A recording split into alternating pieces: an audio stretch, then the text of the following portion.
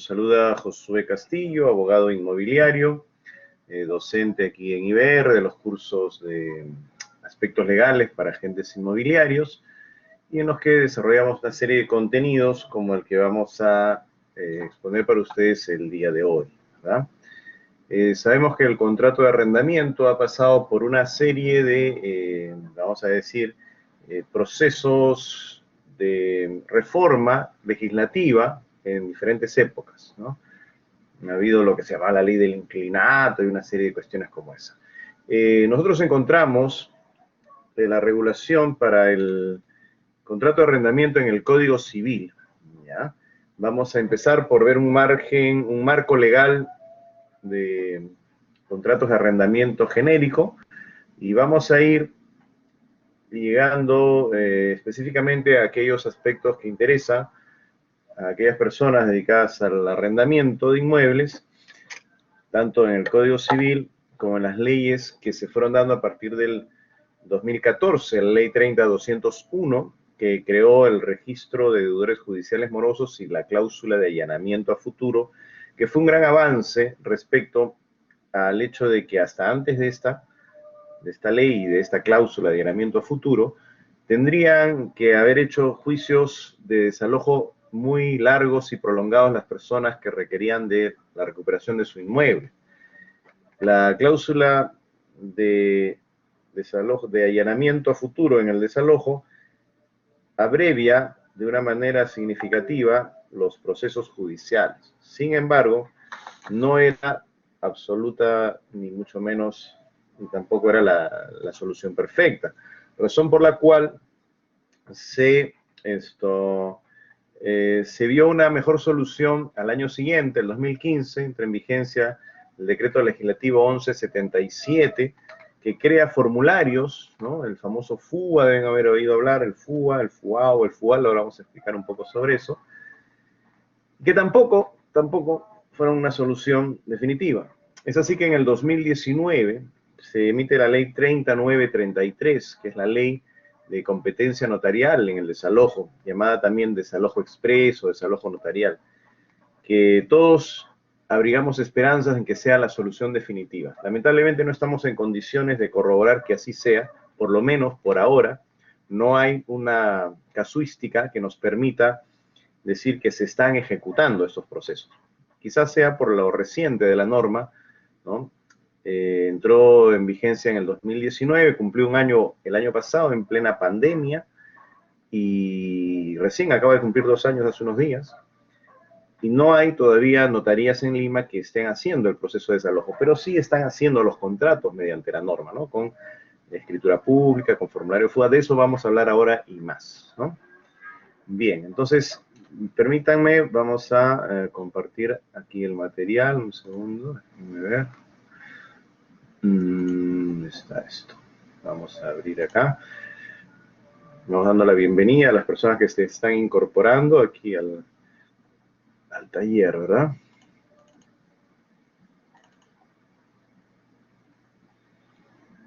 Ya, ahí lo tenemos.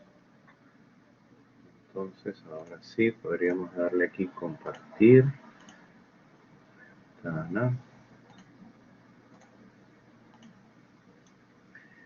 Bien. Vamos a empezar por hablar acerca, como les decía, del marco jurídico actual de los contratos de arrendamiento. ¿Dónde es que están los contratos de arrendamiento regulados, ¿no? ¿Dónde es que están estos contratos de arrendamiento normados? Es en el Código Civil, ¿bien? Entonces ahí vamos a ver nosotros que en el Código Civil el contrato se define en el artículo 1351. El contrato, esto es una parte, digamos, preliminar o genérica sobre contratos, que les va a servir para todos los contratos que se vayan a estudiar en este taller y otros, ¿no? El contrato es el acuerdo de dos o más partes para crear, regular, modificar o extinguir una relación jurídica patrimonial. ¿Qué significa esto? Que es un acuerdo de voluntades, ¿verdad? Existe una parte que desea dar algo y la otra parte a cambio piensa dar otra cosa. Por ejemplo, en una compraventa es la entrega del derecho de propiedad sobre un bien a cambio de un precio. En un arrendamiento es la entrega de el uso temporal del bien a cambio de una renta, ¿no? Es así, diferentes contratos. Existen, por supuesto, una infinidad de contratos de locación de servicio, contratos laborales, contratos de todo tipo, pero aquí nos vamos a ir hacia los contratos inmobiliarios que están regulados en el Código Civil, ¿no? En el libro de fuentes de las obligaciones. Y nos dice el artículo 1352 que los contratos se perfeccionan por el consentimiento y manifestación de voluntad de las partes. Entonces, ¿en qué momento es que se produce esta manifestación de la voluntad? ¿En qué momento es que se hace evidente este consentimiento? Cuando se firman, pues, los contratos, ¿no? Entonces, en el momento en que esa persona, luego que han plasmado las ideas, los acuerdos en un papel, la firma, en ese momento es que se alcanza la perfección del contrato, por el consentimiento, ¿ok? Y cuando digo la firma, no me limito solo a la firma gráfica, lapicero. Existen ahora medios tecnológicos para firmas digitales, telemáticos, y eso es materia de otras disertaciones, ¿no? Contratos telemáticos, lo que fuera. Por ahora quedémonos con la idea de que la expresión de la voluntad, el consentimiento, es la firma. Claro que en tema notarial, por ahora, legalizar firmas, firmar escrituras, etcétera, tiene que ser físico, presencial. Todavía no hemos alcanzado un nivel de avance tecnológico suficiente para que todos los ciudadanos con nuestro DNI electrónico y nuestro chip tengamos registradas las firmas. Digo que algunos la tienen, pero no todo el mundo. Y si bien se utiliza en algunas instancias del Estado, etcétera, no todavía a nivel de notarías donde se realizan estos contratos todavía de manera tradicional. Como fuera, el consentimiento, la manifestación de la voluntad es la firma del contrato. Se presume que la forma que las partes convienen adoptar anticipadamente y por escrito es requisito indispensable para la validez del acto bajo sanción de nulidad. Es decir, hay una forma y esa forma se presume que las partes han convenido en adoptar y será requisito para la validez del acto. Existen algunos contratos a los que la ley les exige determinada formalidad. Hay otros que no. El contrato de arrendamiento vamos a ver que es el que tiene más variedad. Tiene, por ejemplo, contrato privado simple, contrato privado con firma legalizada, contrato por escritura pública y contrato por formulario fuga. Los cuatro son formas válidas de firmarse contratos de arrendamiento. Ahora vamos a hablar sobre cada uno de ellos. Otra cosa que debemos tener en cuenta es este artículo 1413 nos dice que las modificaciones del contrato original deben efectuarse en la forma prescrita para ese contrato. ¿Qué significa? Que si se quiere hacer alguna aclaración, modificación a un contrato, lo que normalmente conocemos como una adenda, ¿verdad? Se debe celebrar esa adenda en la forma prescrita para ese contrato, es decir, con la misma formalidad. Si el contrato original es un contrato privado, pues la adenda también tendrá que ser un documento privado.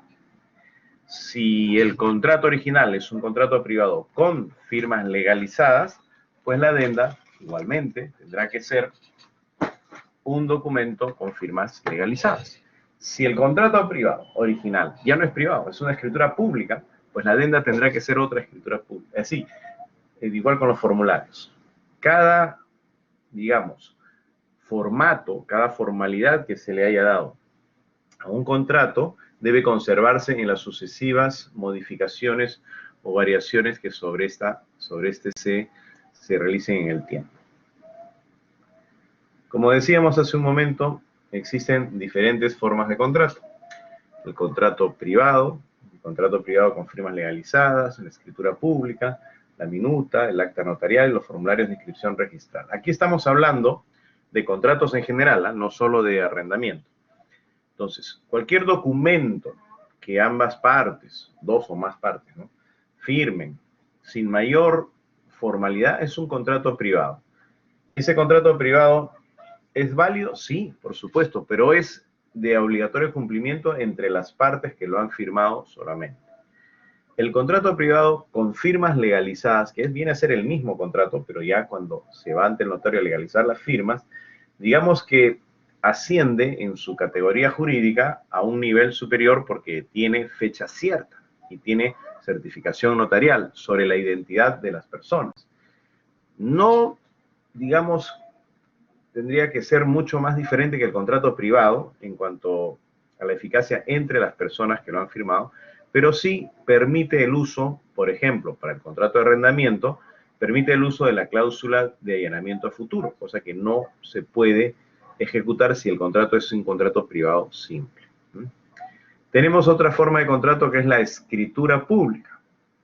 Creo que todos tenemos el concepto, ¿no? La escritura pública es otorgada ante un notario porque al notario se le ha presentado una minuta donde dice: señor notario, sírvase extender en su registro de escrituras públicas una de compraventa de inmueble, o en este caso de arrendamiento de inmueble que celebra tal persona a favor de tal otra persona, y las cláusulas. Ese es un contrato por escritura pública. Esa minuta es elevada a escritura y luego de un proceso en el cual se firma en la notaría ante el notario, le entregan a las partes un testimonio. ¿Okay? Al entregarle un testimonio, ese folder que seguramente han tenido oportunidad de ver alguna vez, donde aparece el nombre del notario, ¿no? Y dice testimonio, se llama así porque el notario está testificando, ¿no? Está dando su testimonio, por eso se llama testimonio. Y si ustedes leen un testimonio, sea de compraventa, sea de un poder, sea de un contrato de arrendamiento, los testimonios están redactados en primera persona, es decir, el notario narra y dice: ante mí, fulano de tal se presentó para celebrar un contrato y me entregó una minuta cuyo tenor literal es como si transcribe la minuta y luego concluye diciendo, ¿no? Se firmó frente a mí, doy fe en tal fecha. Entonces el notario da fe de ese hecho, ¿no? De que se ha celebrado. Entonces tiene una jerarquía jurídica superior incluso al contrato privado. Se dice incluso que es oponible a terceros. La escritura pública es oponible a terceros. A ver, para entender este concepto de oponibilidad frente a terceros, ese concepto de oponibilidad frente a terceros, nos tendríamos que imaginar un conflicto en el cual aparezcan de repente dos personas con un mismo título, por ejemplo, de propiedad, ¿ya? Entonces ahí el que tiene el título inscrito más antiguo es el que va a prevalecer. Ahora, hagamos un ejercicio mental muy simple, muy sencillo. Todavía no entremos a arrendamiento, pero se aplica la misma lógica, ¿no? Un contrato privado de compraventa frente a una minuta ingresada a la notaría, prevalecerá la minuta ingresada a la notaría porque tiene un sello de fecha cierta. Pero un contrato privado con firma legalizada también tiene fecha cierta. Si resulta ser anterior, prevalecerá sobre la minuta, por muy minuta que sea, si la fecha cierta es anterior. Pero si esa minuta se eleva a escritura pública, prevalecerá sobre cualquier contrato privado con o sin firma legalizada. Pero si aparece otra escritura pública de fecha anterior, prevalecerá sobre la de fecha posterior. Y solamente la que esté inscrita en los registros públicos prevalecerá sobre las demás. Eso en todo sentido, puede ser una compraventa o un arrendamiento. El arrendamiento también, ya dijimos, se puede firmar por escritura pública. Es decir, ahí es donde notamos la mayor jerarquía y esta oponibilidad frente a terceros cuando existe conflicto. Alguien está levantando la mano, perdón, a ver. ¿Dónde está eso? O de repente fue accidental. Escuché un sonido característico de cuando alguien levanta la mano. No, parecía. Bueno, entonces, decía, en caso de conflicto, por X razones, si se trata de un contrato de compraventa, por ejemplo, es un conflicto de intereses sobre la propiedad del inmueble. Si se trata de un contrato de arrendamiento, pues también, ¿no? De repente se arrendó a más de uno. Aparte de esta oponibilidad frente a terceros, se refleja en el contrato de arrendamiento cuando está inscrito en los registros públicos, cuando se... ya nos está escribiendo el coordinador, el señor Gary Ulloa, consultas por el chat. Dice, bueno, sí, si tienen consultas, que es lógico que las tengan, por favor, pueden escribir por el chat. Sí, hay una opción de escribir, hay un texto. Bueno, no voy a quizás verlo en el instante mismo, pero voy a tratar de cada cierto tiempo revisar el chat y ver ahí las consultas. Bien, les decía, oponibilidad frente a terceros, un buen ejemplo de ello sería el contrato de arrendamiento por escritura pública cuando está inscrito en el registro.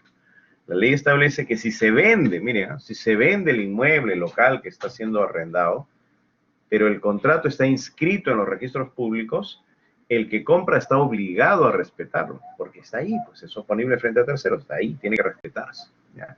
Cosa distinta sucedería si el contrato no está inscrito en los registros públicos el adquiriente, dice la ley, puede darlo por concluido. Claro que eso va a originar que el arrendatario que ha sido privado de ese derecho de continuar ocupando el inmueble va a reclamarle una indemnización al arrendador original, obviamente, ¿no? Y textualmente la ley lo dice, está obligado a indemnizar. Bien. Luego tenemos otros contratos que se mencionan aquí, que es la minuta. Bueno, la minuta ya dijimos que es el borrador de la escritura. O sea, yo firmo mi minuta y de repente nunca se eleva escritura pública y me quedo con minuta. Bueno, también es un contrato. Acta notarial. Hay casos en los que se venden bienes por acta notarial. Por ejemplo, los vehículos, ¿no? Se celebra a través de un acta notarial. Pero no es el tema de la clase de hoy. Y luego hay formularios que se inscriben también, ¿no? Los formularios como el FUA, el formulario y su inscripción registral, ¿no? Esos formularios, el FUA, que vamos a hablar más adelante, fueron creados en el año 2015 mediante un decreto legislativo 1177 para establecer un régimen, digamos, similar al del Código Civil, pero con ciertas características, ¿no? Eso fue en el 2015. En el 2014 fue la cláusula de allanamiento, la ley 30.201, que abrevió los procesos judiciales de desalojo, que eran muy extensos y complicados. En el 2015 el decreto legislativo 1177 y en el 2019 la ley 3933, la ley de desalojo notarial. Todo eso lo vamos a ir revisando ahora a medida que avancemos en la clase, ¿no? Bien, a ver, vamos a ver si avanzamos por acá. A ver, entonces estamos hablando, señores, del contrato de arrendamiento en el Código Civil. A ver. La definición de arrendamiento la encontramos en el artículo 1666. Nos dice, por el arrendamiento, el arrendador se obliga a ceder temporalmente al arrendatario el uso de un bien por cierta renta convenida. Entonces ahí tenemos las dos contraprestaciones. De un lado, un propietario que cede el uso temporal de su inmueble y por otro lado, un arrendatario, una persona que utiliza el inmueble y por ello paga un monto de dinero llamado renta, antiguamente llamado merced conductiva, ¿no? Esto de la terminología también ha variado, ¿eh? Desde el año, en realidad desde el 84 con el Código Civil y en el 93 con el Código Procesal Civil se dejó de decir, por ejemplo, juicio de desahucio, se llamaba antes, ahora se llama juicio de desalojo. La renta se llama merced conductiva. El contrato de arrendamiento se llama contrato de locación-conducción. Vemos que todavía hay personas que utilizan esa terminología. No es que esté mal ni sea nulo el contrato, sino que ya viene a ser un tanto anticuada nada más, ¿no? Un tanto obsoleta, pero se entiende. Bueno, entonces esa es la definición de arrendamiento. ¿Qué más nos dice el Código Civil? Que el pago de la renta puede pactarse por periodos vencidos o adelantados. A falta de estipulación se entiende que sea convenido por periodos vencidos. Bueno, normalmente creo que todo el mundo pone que la renta es mes adelantado, ¿no? Tal es así que normalmente al momento de la firma del contrato se paga por lo menos el primer mes, además de la garantía, ¿cierto? Pero la ley está diciendo aquí que si no se estipula, no se pone, se sobreentiende que se ha convenido que son periodos vencidos. Así que cuidado con eso al momento de redactar los contratos. Las obligaciones del arrendador y las obligaciones del arrendatario. A ver, son obligaciones del arrendador las siguientes, dice. El arrendador está obligado a entregar al arrendatario el bien arrendado con todos sus accesorios en el plazo, lugar y estado convenido. Entonces, el arrendador tiene la obligación de dar, por eso es el arrendador, ¿no? A veces hay confusión también sobre la terminología. Más de una vez he visto documentos, contratos en que se invierte, ¿no? Se le llama arrendatario al propietario y arrendador al inquilino, ¿no? Que es al revés.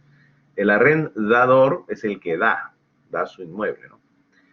Y el arrendatario no es el propietario, sino todo lo contrario, ¿eh? Bueno, entonces arrendador es el que da. El arrendador está obligado a entregar al arrendatario el bien arrendado con todos sus accesorios en el plazo, lugar y estado convenido. ¿Qué otra obligación tiene el arrendador? Mantener al arrendatario en el uso del bien durante el plazo del contrato y conservarlo en buen estado para el fin del arrendamiento. Son obligaciones del arrendador. Además menciona que debe realizar durante el arrendamiento todas las reparaciones necesarias salvo pacto distinto. A ver, primero hay que entender que son reparaciones necesarias, no son todas, ¿no? El Código Civil, cuando habla de reparaciones o cuando habla de mejoras, las divide en necesarias, útiles y de recreo. Necesarias son aquellas que si no se hacen, pues el inmueble colapsa, ¿no? O sea, realmente son aquellas las más importantes. Útiles son aquellas que sin ser las necesarias incrementan el valor al bien o impiden que disminuya su valor, ¿no? Y de recreo ya son las decorativas. Entonces, cualquier reparación importante que implique un costo significativo, por ejemplo, no sé, pues un atoro de la tubería matriz, hay que romper todo el piso de la sala, una cosa así, corresponde obviamente pues al propietario, al arrendador. Sin embargo, dice la norma, salvo pacto distinto. ¿Qué significa? Que deja la puerta abierta para que se acuerde otra cosa. Pacto distinto es que acuerden algo distinto a lo que dice acá. Por ejemplo, que sea el arrendatario el que realice la reparación y bueno, ya será negociación entre ellos que el costo de la reparación pueda ser descontado del arrendamiento o que sea reembolsado en dinero por el arrendador, ¿no? Ya, eso es. Pero tiene sentido que se establezca que sea el arrendatario el que realice las reparaciones en tanto y en cuanto es él el que mora en el inmueble, es él el que ocupa el inmueble y por lo tanto es la persona que sabe con mejor, digamos, precisión, con mayor precisión, cuál es el mejor momento para que vaya, pues de repente, no sé, el gasfitero, el electricista o quien corresponda, ¿no? Porque es el que sabe en qué momento está el inmueble, digamos, disponible para cualquier reparación o tema parecido, ¿verdad? Hasta ahí las obligaciones del arrendador. Ahora, obligaciones del arrendatario. Nos dice, 1. Recibir el bien. El arrendatario tiene la obligación de recibir el bien. Cuidarlo diligentemente y usarlo para el destino que se le concedió en el contrato o al que pueda presumirse de las circunstancias. A ver, entonces tiene que recibirlo, cuidarlo diligentemente y acá viene, usarlo para el destino que se le concedió. O sea, si en el contrato de arrendamiento dice que es para casa habitación, no puede instalar pues un taller de metalmecánica. O si en el contrato dice que es para oficina, no puede mudarse a vivir allí con su familia. ¿Estamos? Entonces, ese es el uso, darle el uso para el destino que se le concedió en el contrato o que pueda presumirse de las circunstancias. De repente no se puso nada en el contrato, pero el lugar donde está ubicado el inmueble es un edificio de vivienda. Entonces, se presume que es vivienda. O de repente es una galería comercial, se presume que es un local comercial, ¿no? Segunda obligación del arrendatario, pagar puntualmente la renta en el plazo y lugar convenidos y a falta de convenio cada mes en su domicilio. A ver, entendamos esto. Pagar puntualmente la renta, sí, en el plazo y lugar convenido, y es más, en la actualidad resulta mucho más práctico fijar una cuenta bancaria donde se puedan realizar los depósitos. Es lo mejor, ¿verdad? Sin embargo, dice acá, a falta de convenio, o sea, si no se puso cuenta bancaria, no se puso un modo como se iba a pagar, dice, cada mes en su domicilio. ¿Domicilio de quién? Del arrendatario, porque estamos hablando del arrendatario. Acuérdense que el señor Barriga era el que iba a la casa de don Ramón a cobrarle los 14 meses de renta, ¿no? Y no al revés, no iba don Ramón a la casa del señor Barriga, ¿no? Entonces, cuando dice que es para pagar la renta en la forma, en el lugar convenido y en todo caso, a falta de convenio, cada mes en su domicilio, es en el domicilio del arrendatario, que es el inmueble materia de arrendamiento. ¿Ya? Este número 3, oigan, es importante saberlo. Acá dice que es obligación del arrendatario pagar puntualmente los servicios públicos suministrados en beneficio del bien. Más de una vez me ha ocurrido que me han consultado y me han dicho, doctor, discúlpeme, tengo un inquilino que está preguntando dónde dice que él tiene que pagar los arbitrios. Bueno, ¿dónde dice? Acá, pues, acá dice. Ese es el Código Civil. En el artículo 1681 del Código Civil, inciso 3, número 3, establece que es obligación del arrendatario pagar puntualmente los servicios públicos suministrados en beneficio del bien, ¿no? Que son los servicios públicos, pues los que brinda la municipalidad, los arbitrios, ¿no? La limpieza pública, el recojo de la basura, el mantenimiento de las áreas verdes, ¿no? Los parques y jardines y el serenazo. Generalmente son esos los 4 conceptos que comprenden los arbitrios, los servicios que brinda. Obviamente, el otro tipo de servicios como agua, luz, pues es el consumo del propio arrendatario y que está obligado a pagar, ¿no? En cuanto al municipio, el otro concepto que normalmente viene en la cartilla esta que le llamamos el autoavalúo es el del impuesto predial. Ese sí es otra cosa. Ese es el impuesto al valor del patrimonio predial. Ese sí le corresponde al propietario. Ahí sí haríamos mal en pretender que lo pague el arrendatario. El arrendatario está obligado a pagar los arbitrios, sí, porque la ley textualmente lo dice. Entonces, cuando les pregunten, ¿y dónde dice que el inquilino paga el arrendamiento, el arbitrio? Aquí, Código Civil, artículo 1681, inciso 3. Otras obligaciones del arrendatario. Dar aviso inmediato al arrendador de cualquier usurpación, perturbación o imposición de servidumbre que se intente contra el bien. Es obligación del arrendatario, del inquilino, avisar, pues, ¿no? De cualquier amenaza, digamos, contra el inmueble. También es obligación permitir al arrendador que inspeccione por causa justificada el bien previo aviso de 7 días. Entonces, en los contratos de arrendamiento incluso se suelen poner plazos más cortos, 2 días, ¿no?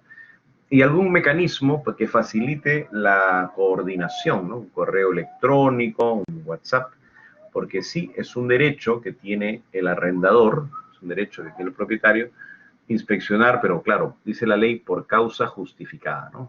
Ya eso ya es un poquito más difícil de determinar que es una causa justificada, ¿no?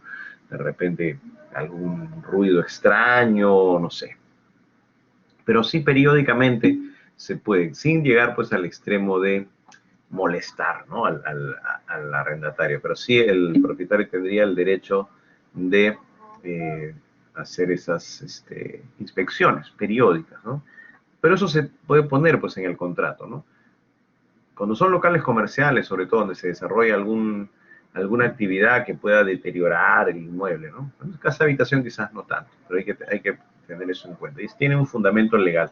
Lo que estamos tratando de hacer, señores, para los que se están incorporando, es que estamos viendo cuál es la base legal, el marco legal del contrato de arrendamiento. O sea, las cláusulas del contrato no están ahí porque se nos ocurre a los abogados redactarlo de una u otra manera, es porque la ley ya establece determinadas situaciones. A ver, estoy escuchando unos sonidos que me imagino significa que están escribiendo en el chat. Permítanme un segundo. Vamos a abrir el chat acá. Ajá, sí, nos ha escrito el señor José Antonio. Buenas tardes, una consulta. ¿Cuánto es el tiempo máximo recomendable que se puede hacer un contrato de alquiler de bien inmueble? Bueno, el máximo recomendable ya depende de cada uno. El máximo posible legalmente es 10 años. El Código Civil establece que el contrato de arrendamiento no puede ser por más de 10 años. Eso no quiere decir que después de 10 años no se pueda renovar y hacer otro contrato por otros 10 años también, es posible. Pero estamos hablando de plazos de repente demasiado exagerados. Si es una casa habitación, yo recomendaría que lo hagan por 1 año, porque recién estamos empezando una relación, digamos, con un nuevo arrendatario. Hay que ver cómo se comporta, su capacidad de pago, su responsabilidad, su cumplimiento. Entonces, 1 año me parece que es razonable, es lo promedio, por ser casa habitación. Y ya de ahí se puede renovar o prorrogar, ¿no? Por años siguientes, etc. Si es un local comercial donde el arrendatario de repente va a invertir en acondicionamiento y en hacer mejoras para implementar el local, probablemente 1 año no sea suficiente para él y diga, yo, pues la inversión que estoy haciendo tengo que recuperarla, ¿no? En un tiempo mayor.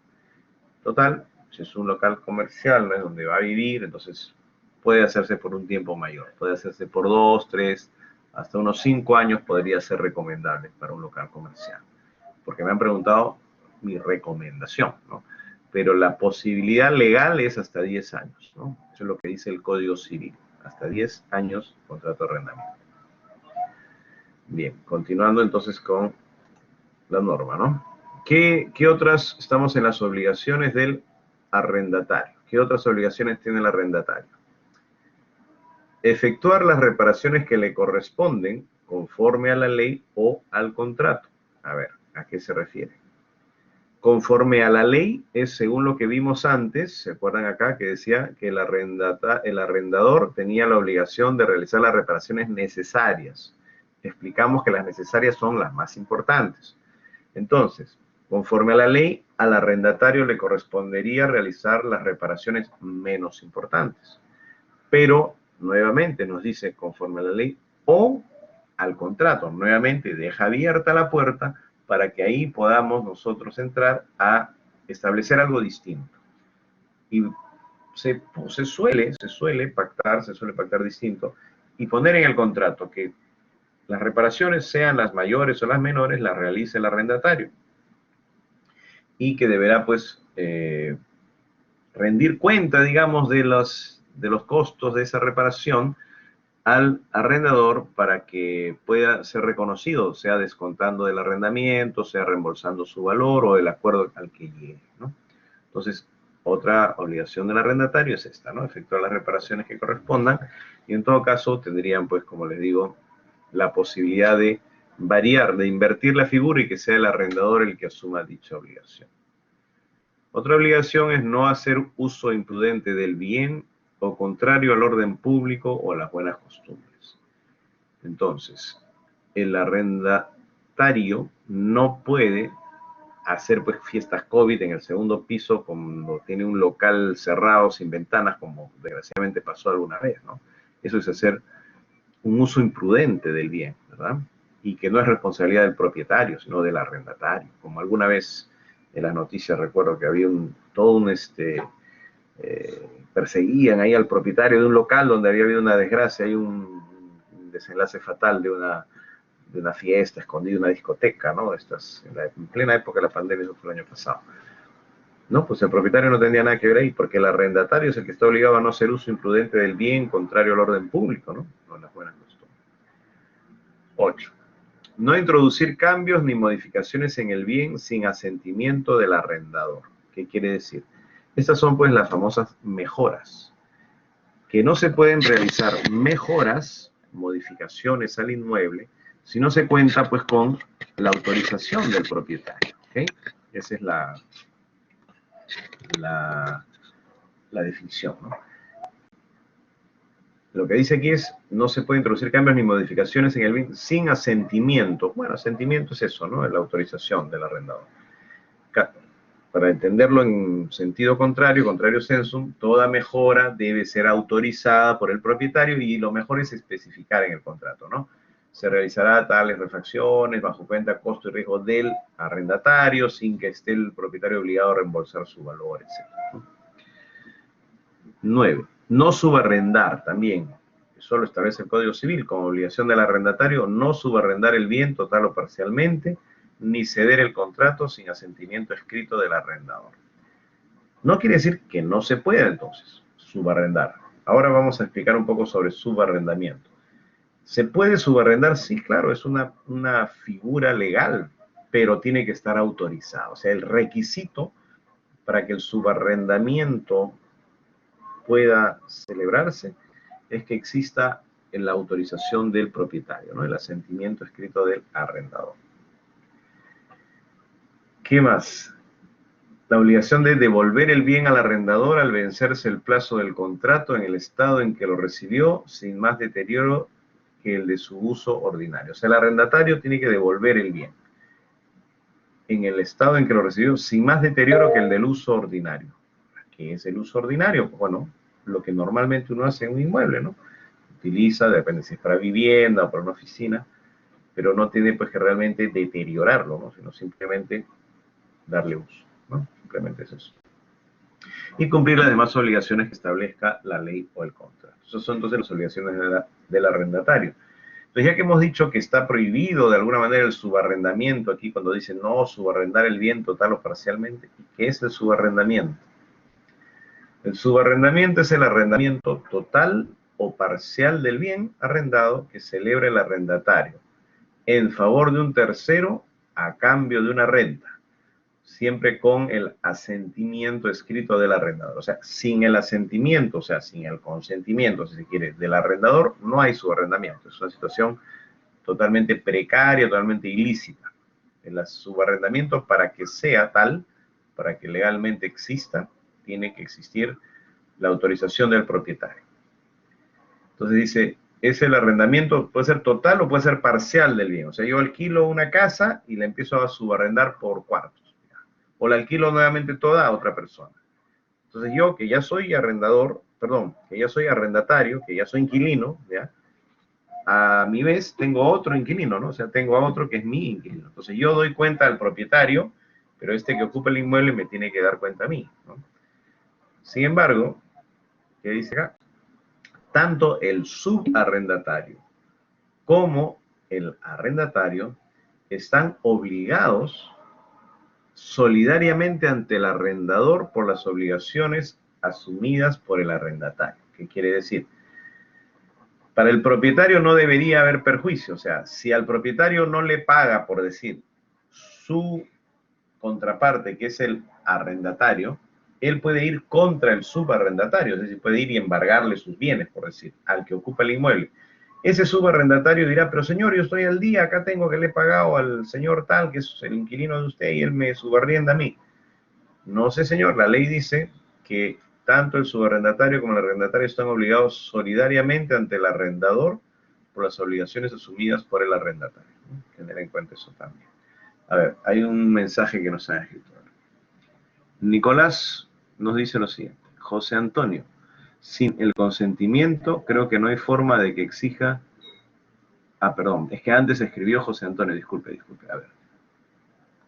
Ajá, José Antonio había escrito, ¿qué sucede cuando el arrendatario realiza modificaciones en el bien sin autorización del arrendador y después pretende que se le reconozca el costo de esas mejoras? No, pues si son sin autorización, no puede pretender que se le reconozca porque estaba él prohibido de hacerlas, pues, ¿no? Y Nicolás ya le ha contestado, ¿no? José Antonio, sin el consentimiento creo que no hay forma de que exija el reembolso de las reparaciones. Tiene razón Nicolás, exactamente. Cuando no ha habido nada que prive a este arrendatario, por ejemplo, que no haya habido un contrato de arrendamiento, que haya una ocupación del inmueble bajo alguna otra circunstancia, ¿ya? O haya, no sé, pues un contrato, no sé, verbal, antiguo. Por ejemplo, yo tuve un caso, en la época en que litigaba y llevaba los juicios, y había una señora que ocupaba un inmueble antiguo y ella ya era como la nieta del propietario original y el propietario actual era el nieto también del arrendador original. O sea, ya el contrato de arrendamiento se había perdido en la noche de los tiempos. Pero la señora seguía pagando todos los meses.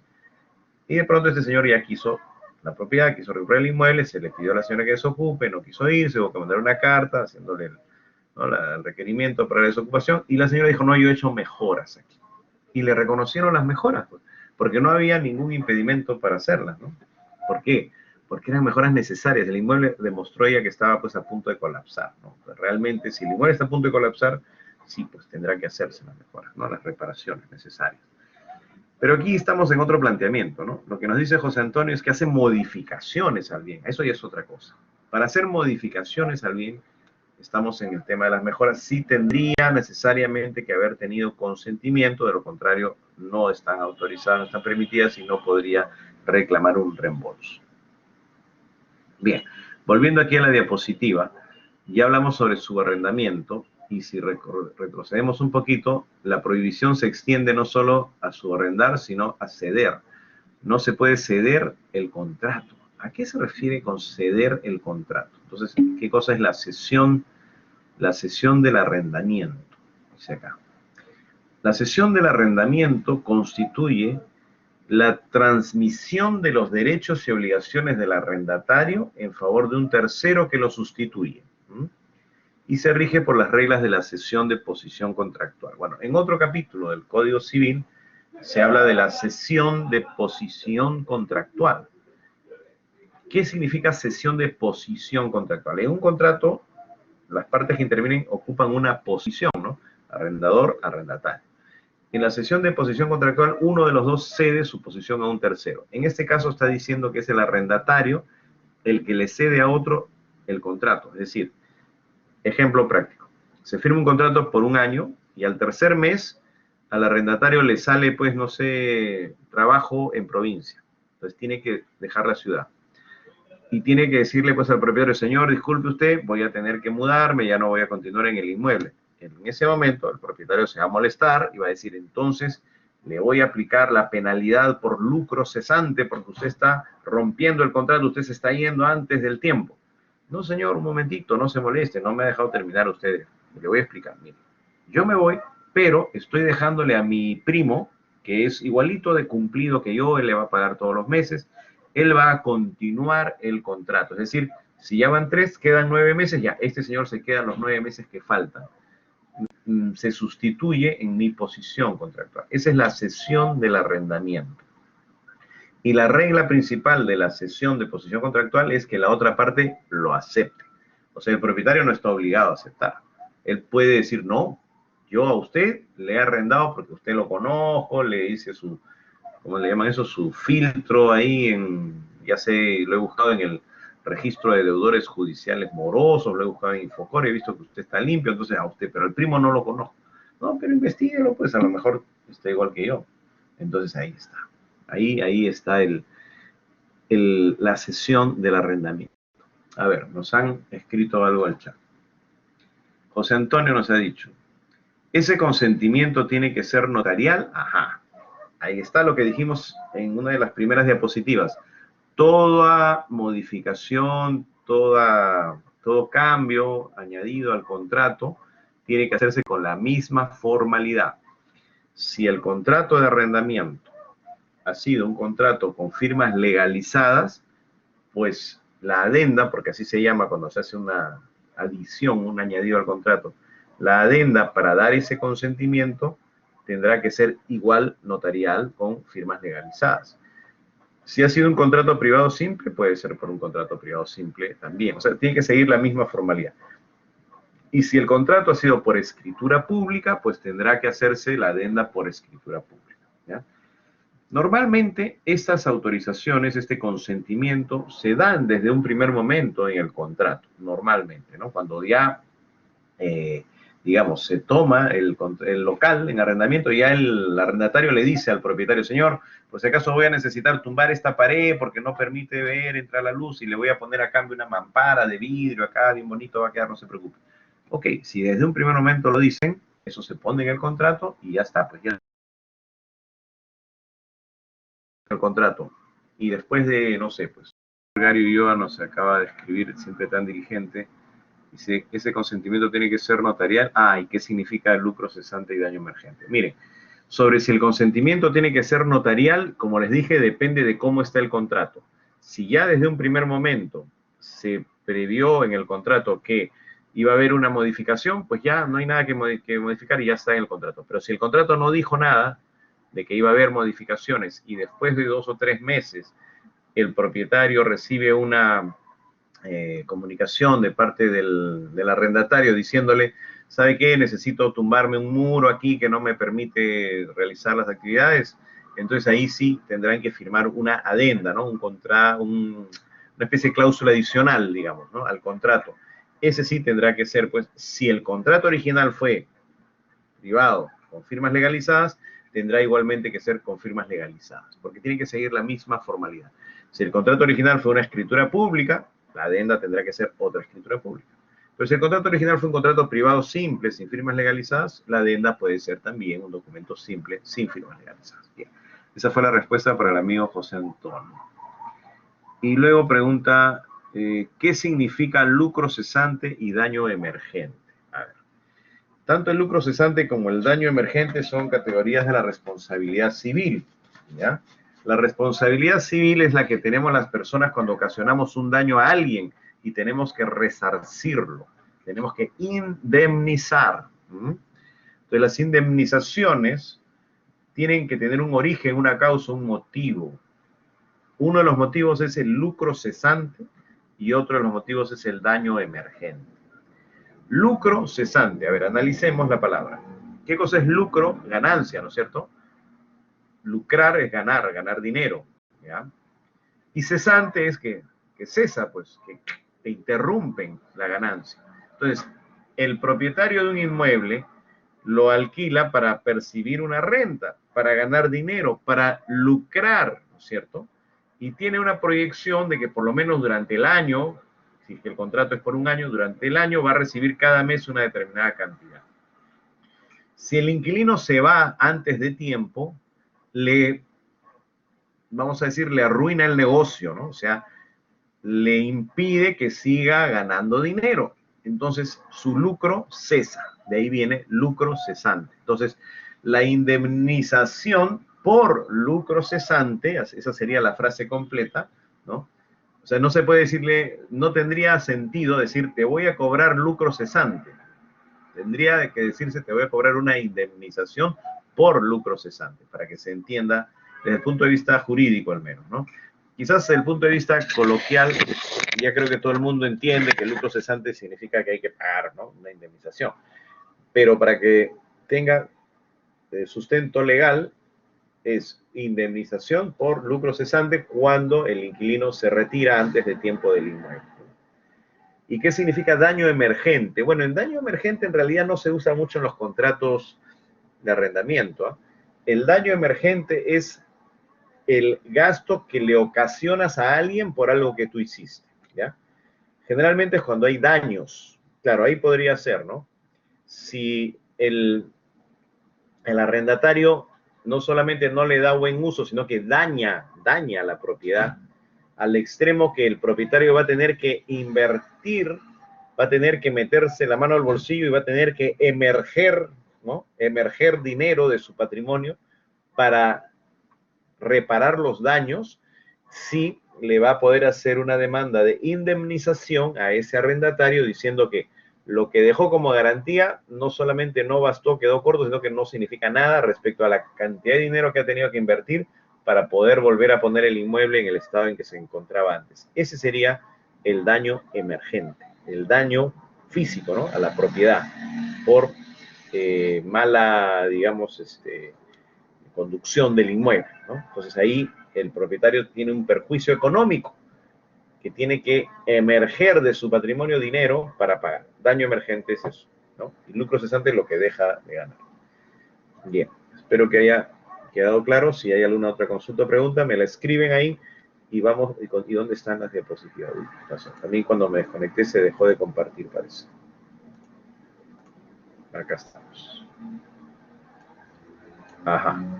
Allá, estábamos explicando que si bien es cierto están prohibidos el subarrendamiento y la cesión, qué cosas son cada uno de ellos, ¿no? Subarrendamiento, arrendamiento total o parcial de el inmueble o parte de él con autorización del propietario, y la cesión es cuando el que está ahí en posesión del inmueble se va y deja a otro con autorización siempre del propietario para que lo sustituya y continúa, digamos, lo que es la ejecución del arrendamiento, ¿ya?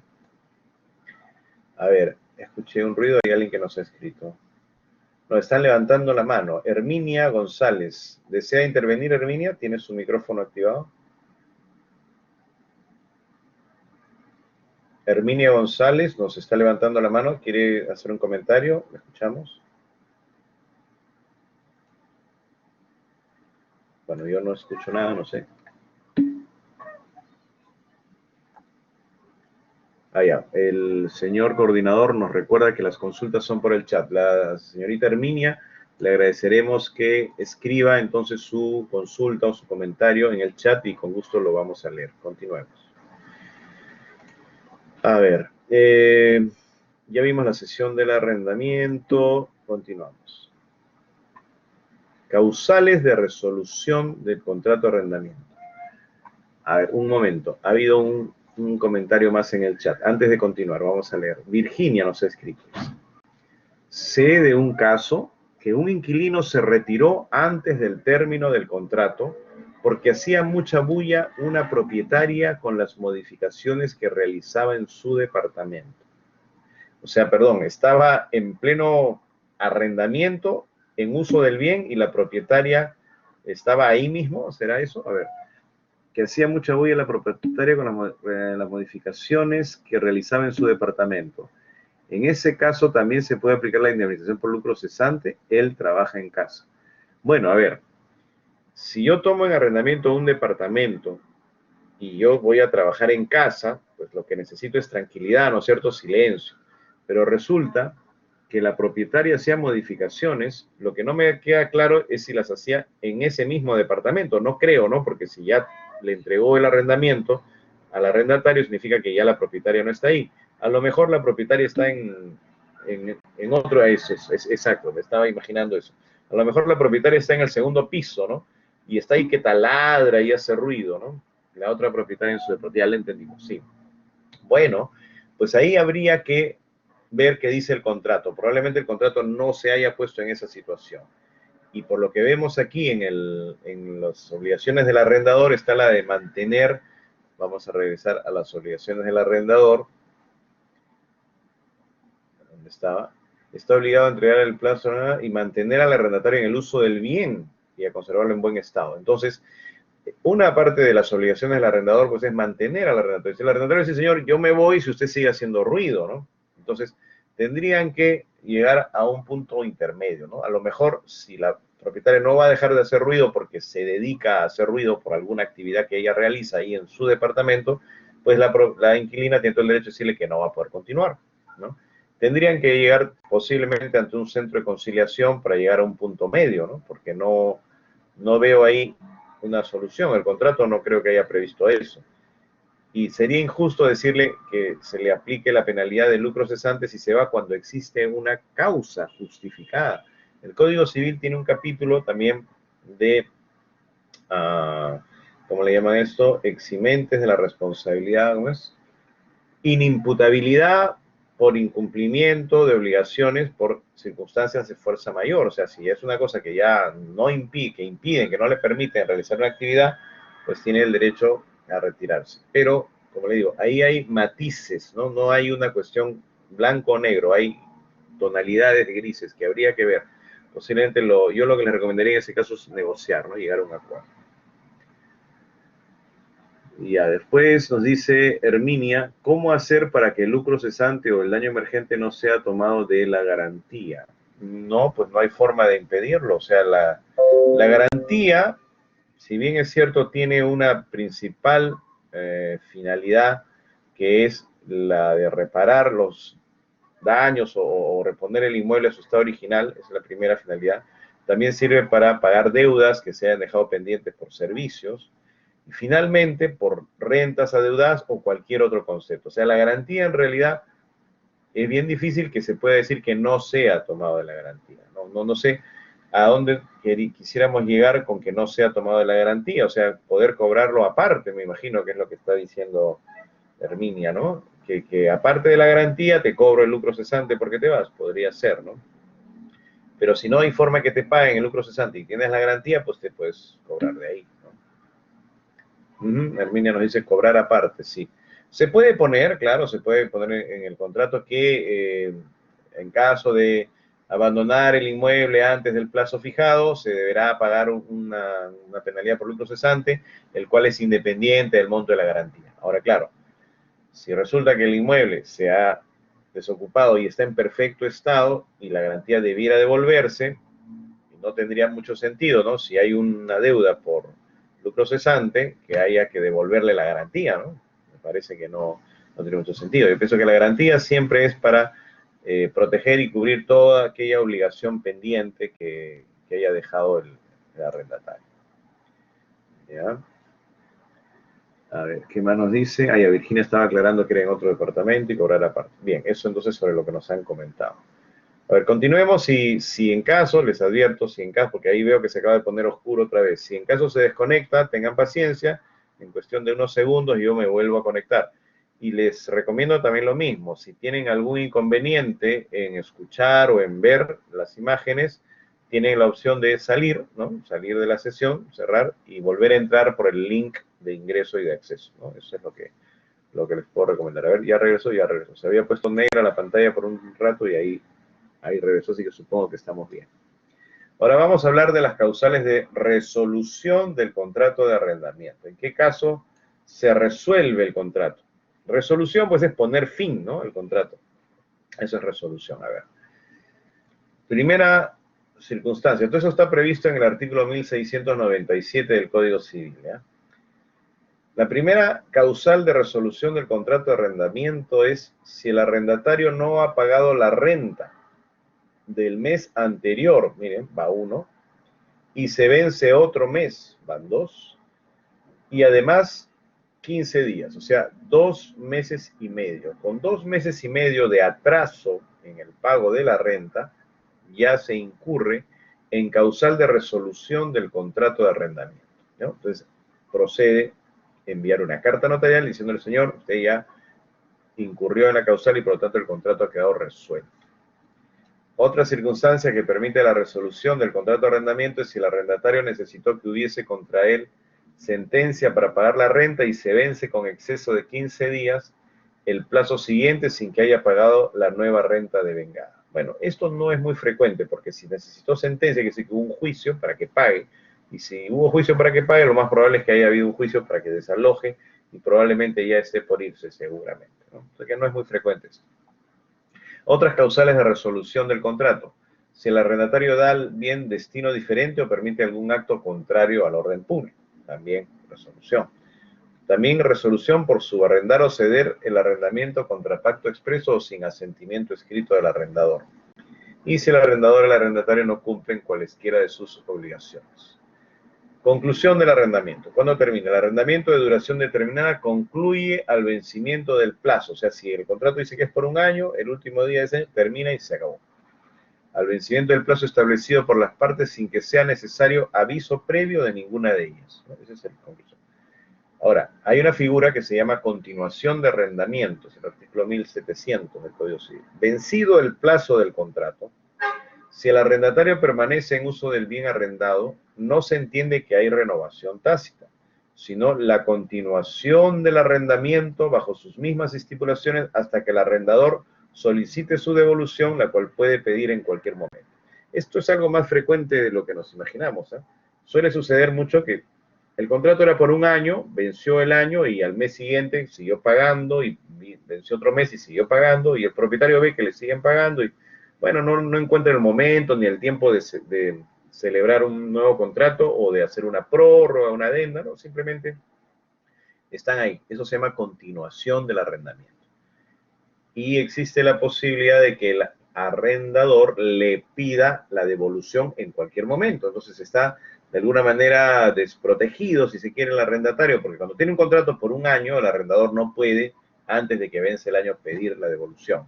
Pero cuando hay esta figura, ¿no?, que ya venció el contrato y se sigue pagando, no es que el arrendatario es un precario ni nada parecido, es un continuador del arrendamiento porque está pagando hasta que le pidan la restitución del inmueble. Cuando le piden la restitución ya sí tiene que irse. Ahora, que se vaya ya es otra historia, ¿no? Ya esa es la vía probablemente judicial. Eso es lo que les decía hace un momento de las escrituras públicas oponibles a terceros. La enajenación del bien arrendado. ¿Qué es la enajenación? Es la venta del bien.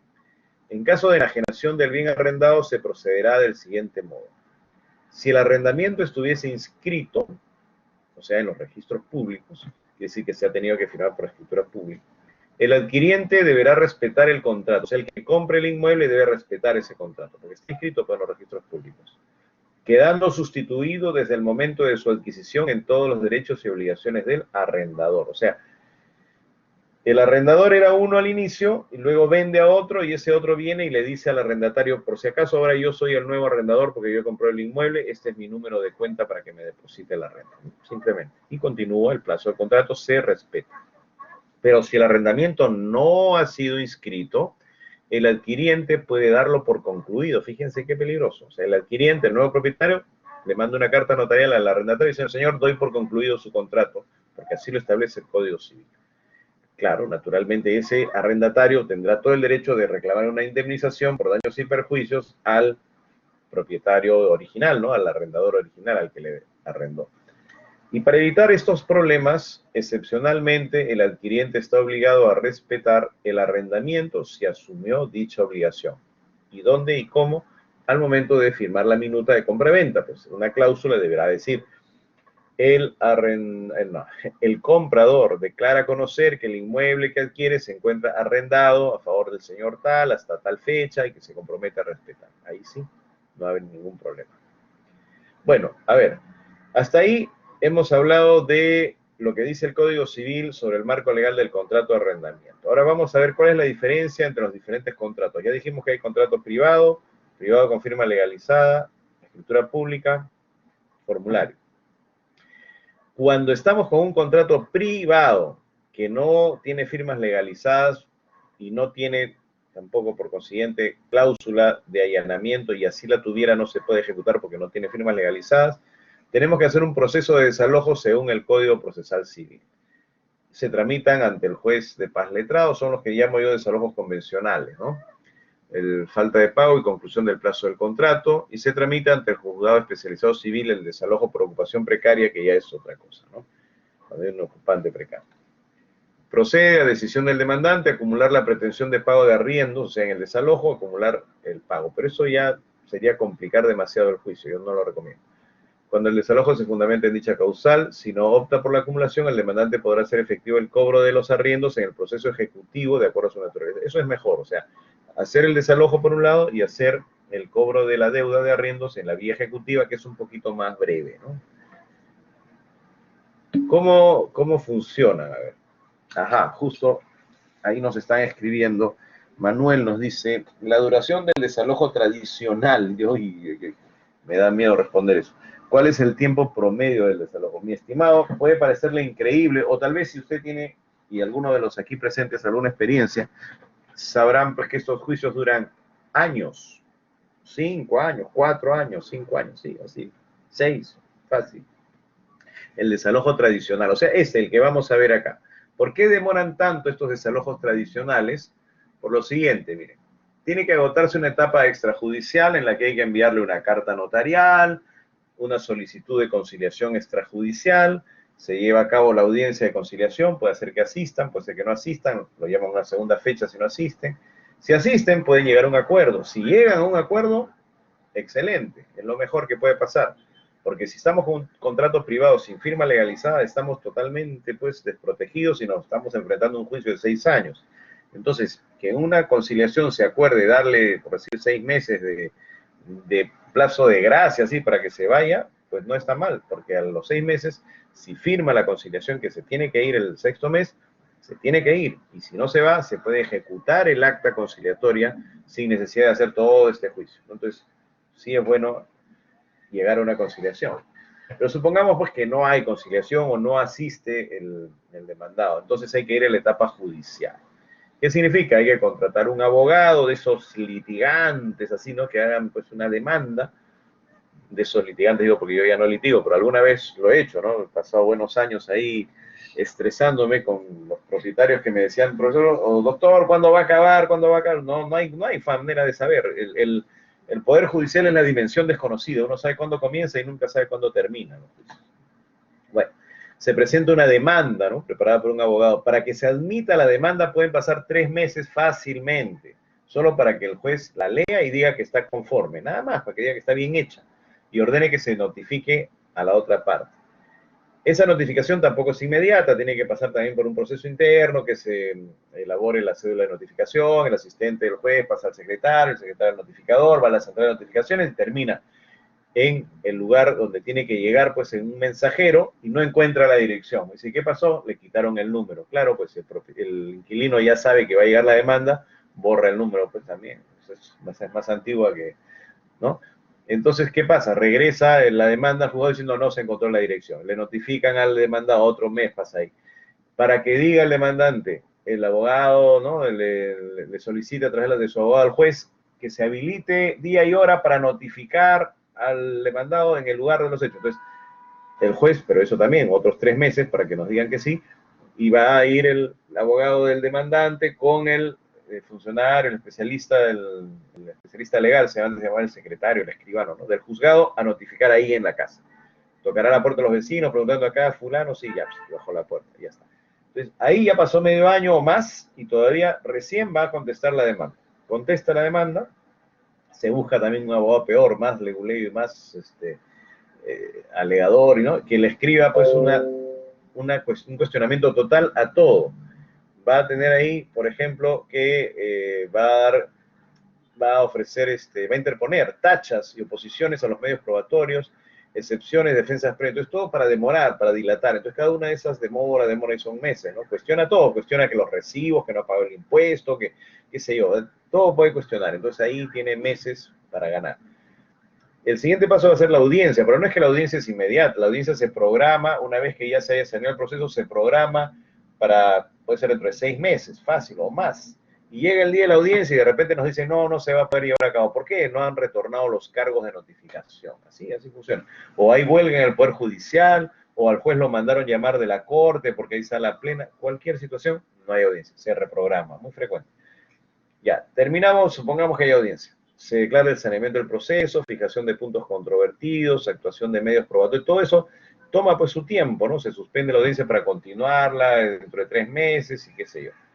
Termina ya con el informe oral, con los alegatos escritos.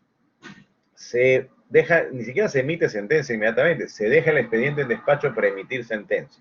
Pasan 3, 6, 8 meses, sale la sentencia. Ah, qué bien, dice el propietario, ya tenemos sentencia. Sí, pero espérese un ratito, falta la apelación, la segunda instancia. Claro, no es que el inquilino no va a quedarse con los brazos cruzados, va a seguir apelando hasta donde pueda, ¿no? Entonces eso se eleva el expediente a la segunda instancia. También hay 3, 4 meses, primero para que concedan la apelación y luego para que se eleve, ya pasó medio año más. Llega a la segunda instancia, que es el juez especializado civil porque proviene de un juez de paz letrado, el expediente. Entonces lo que va a hacer es programar, ni siquiera va a programar, primero va a hacer cola ahí con todos los casos que le llegaron, con todos los otros expedientes que él ya tiene a su cargo, y cuando le toque revisarlo dirá, hay que señalar una fecha para la vista de la causa, o sea, de aquí a 6 meses más. Se resuelve la apelación y en el mejor de los casos se aprueba la sentencia porque también puede hacer que haya nulidades y nos puedan mandar de regreso al principio, a foja cero, porque no se hizo bien una notificación. También sucede. Ya, en el mejor de los casos se produce la confirmación de la sentencia, entonces ya regresa el expediente a la primera instancia para el requerimiento, para el lanzamiento. El lanzamiento se ordenará a pedido de parte, perdón, nos han escrito un segundo.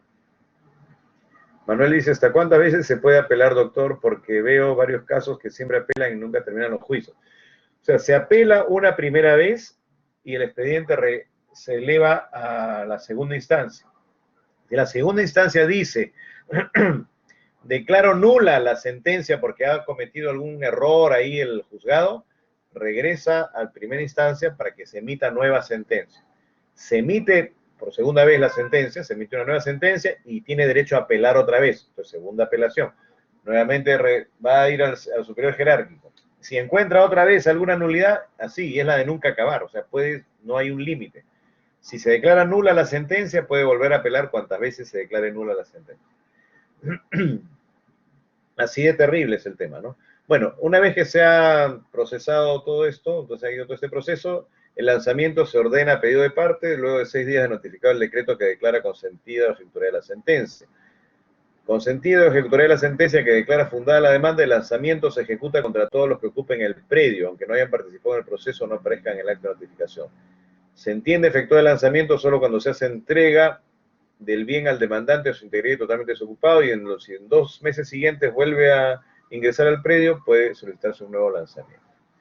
Entonces, como este proceso, estamos hablando pues de 5 o 6 años, era inaguantable, insostenible, en el 2014 se promulga la ley 30.201, que crea la cláusula de allanamiento a futuro y el registro de inquilinos morosos, o registro de deudores judiciales morosos en realidad. ¿Qué es lo que nos dice esta norma? A ver, primero hay que explicar qué es la palabra allanamiento, por si acaso. Allanamiento no es que le rompo, le tumbo la puerta y lo saco, no. Allanamiento es que se allana a uno en un juicio cuando lo demandan y el demandado le da la razón al demandante. Dice, oh, ya está bien, tiene razón, me allano a la demanda. Ese es el allanamiento. Pero la lógica es que primero me demandan y yo me allano después, como una consecuencia de eso. La novedad aquí es que es un allanamiento a futuro. Es decir, hoy día que estoy firmando mi contrato de arrendamiento, ya me estoy allanando a la demanda que quizás no exista, ¿no? Si es que yo cumplo, pero si yo incumplo, me van a demandar de aquí a un año, si no me voy, o en algún momento. Entonces, en el momento en que me demanden, ya no me voy a poder defender porque ya me allané. Esa es la, ¿cómo podríamos decir? La ventaja, ¿no? La diferencia, la ventaja. Si alguien se allana desde ahora, entonces ya no le puede hacer la pelea de todo ese juicio de 5 años, ya no, ya no. Ese es el gran avance que hubo con esta ley 30.201. Además, creó un registro de deudores judiciales morosos. Conforme a lo dispuesto, el Poder Judicial implementará y tendrá a su cargo un registro de deudores judiciales morosos, donde se inscribirá a los inquilinos arrendatarios cuya deuda impaga por arrendamiento haya sido judicialmente reconocida con el objeto que sea de conocimiento público. Ustedes pueden entrar a la página web del Poder Judicial y encontrar allí ese registro de deudores judiciales morosos. Si nos alcanza el tiempo, que no sé si nos va a alcanzar porque todavía falta bastante por desarrollar, haremos la prueba. Si no, pongan pues en Google Poder Judicial, entran a la página del Poder Judicial y a la izquierda hay una columna y ahí pueden ver que diga, ¿no? Registro de deudores judiciales morosos. O pongan en internet de frente, registro de deudores judiciales morosos, y les sale ahí para que puedan poner los apellidos y nombres de una persona a ver si está ingresada al sistema. Es como decir un Infocorp, ¿no? Un Equifax, pero de personas que tienen juicios por deudas, no solo de arrendamiento, ¿eh? Todas las deudas judicialmente reclamadas, ¿no? Están ahí. Y aquí viene la novedad, la cláusula de allanamiento futuro del arrendatario. Es un acuerdo expreso que podrá adicionarse a los contratos de arrendamiento de inmuebles, pero con firmas legalizadas, ojo. Mediante dicha cláusula, el arrendatario se compromete a desocupar inmediatamente el predio previo requerimiento judicial. Esa ley modificó el Código Procesal Civil y le agregó todo esto que está en negrilla acá. Lo que decía antes este artículo 594 está acá, ¿no? En letras simples, sin resaltar. Dice, el desalojo puede demandarse antes del vencimiento del plazo para restituir el bien. Sin embargo, de ampararse la demanda, el lanzamiento solo puede ejecutarse luego de 6 días de vencido el plazo. Si el emplazado se allana a la demanda y el vencimiento del plazo pusiera el bien a disposición del demandante, este deberá pagar las costas y costos del proceso. Hasta ahí es lo que ya vi. Eso se llama desalojo con condena futuro, así se llama. O sea que había un contrato por un año y yo al tercer mes ya empezaba mi demanda. Y le llegaba la demanda al inquilino y dice, oiga, pero ¿por qué me demanda si estoy al día? No, por si acaso, ¿no? De repente cuando vence el año usted no se quiere ir. Entonces, esa es la figura de lo que vemos aquí al inicio, ¿no?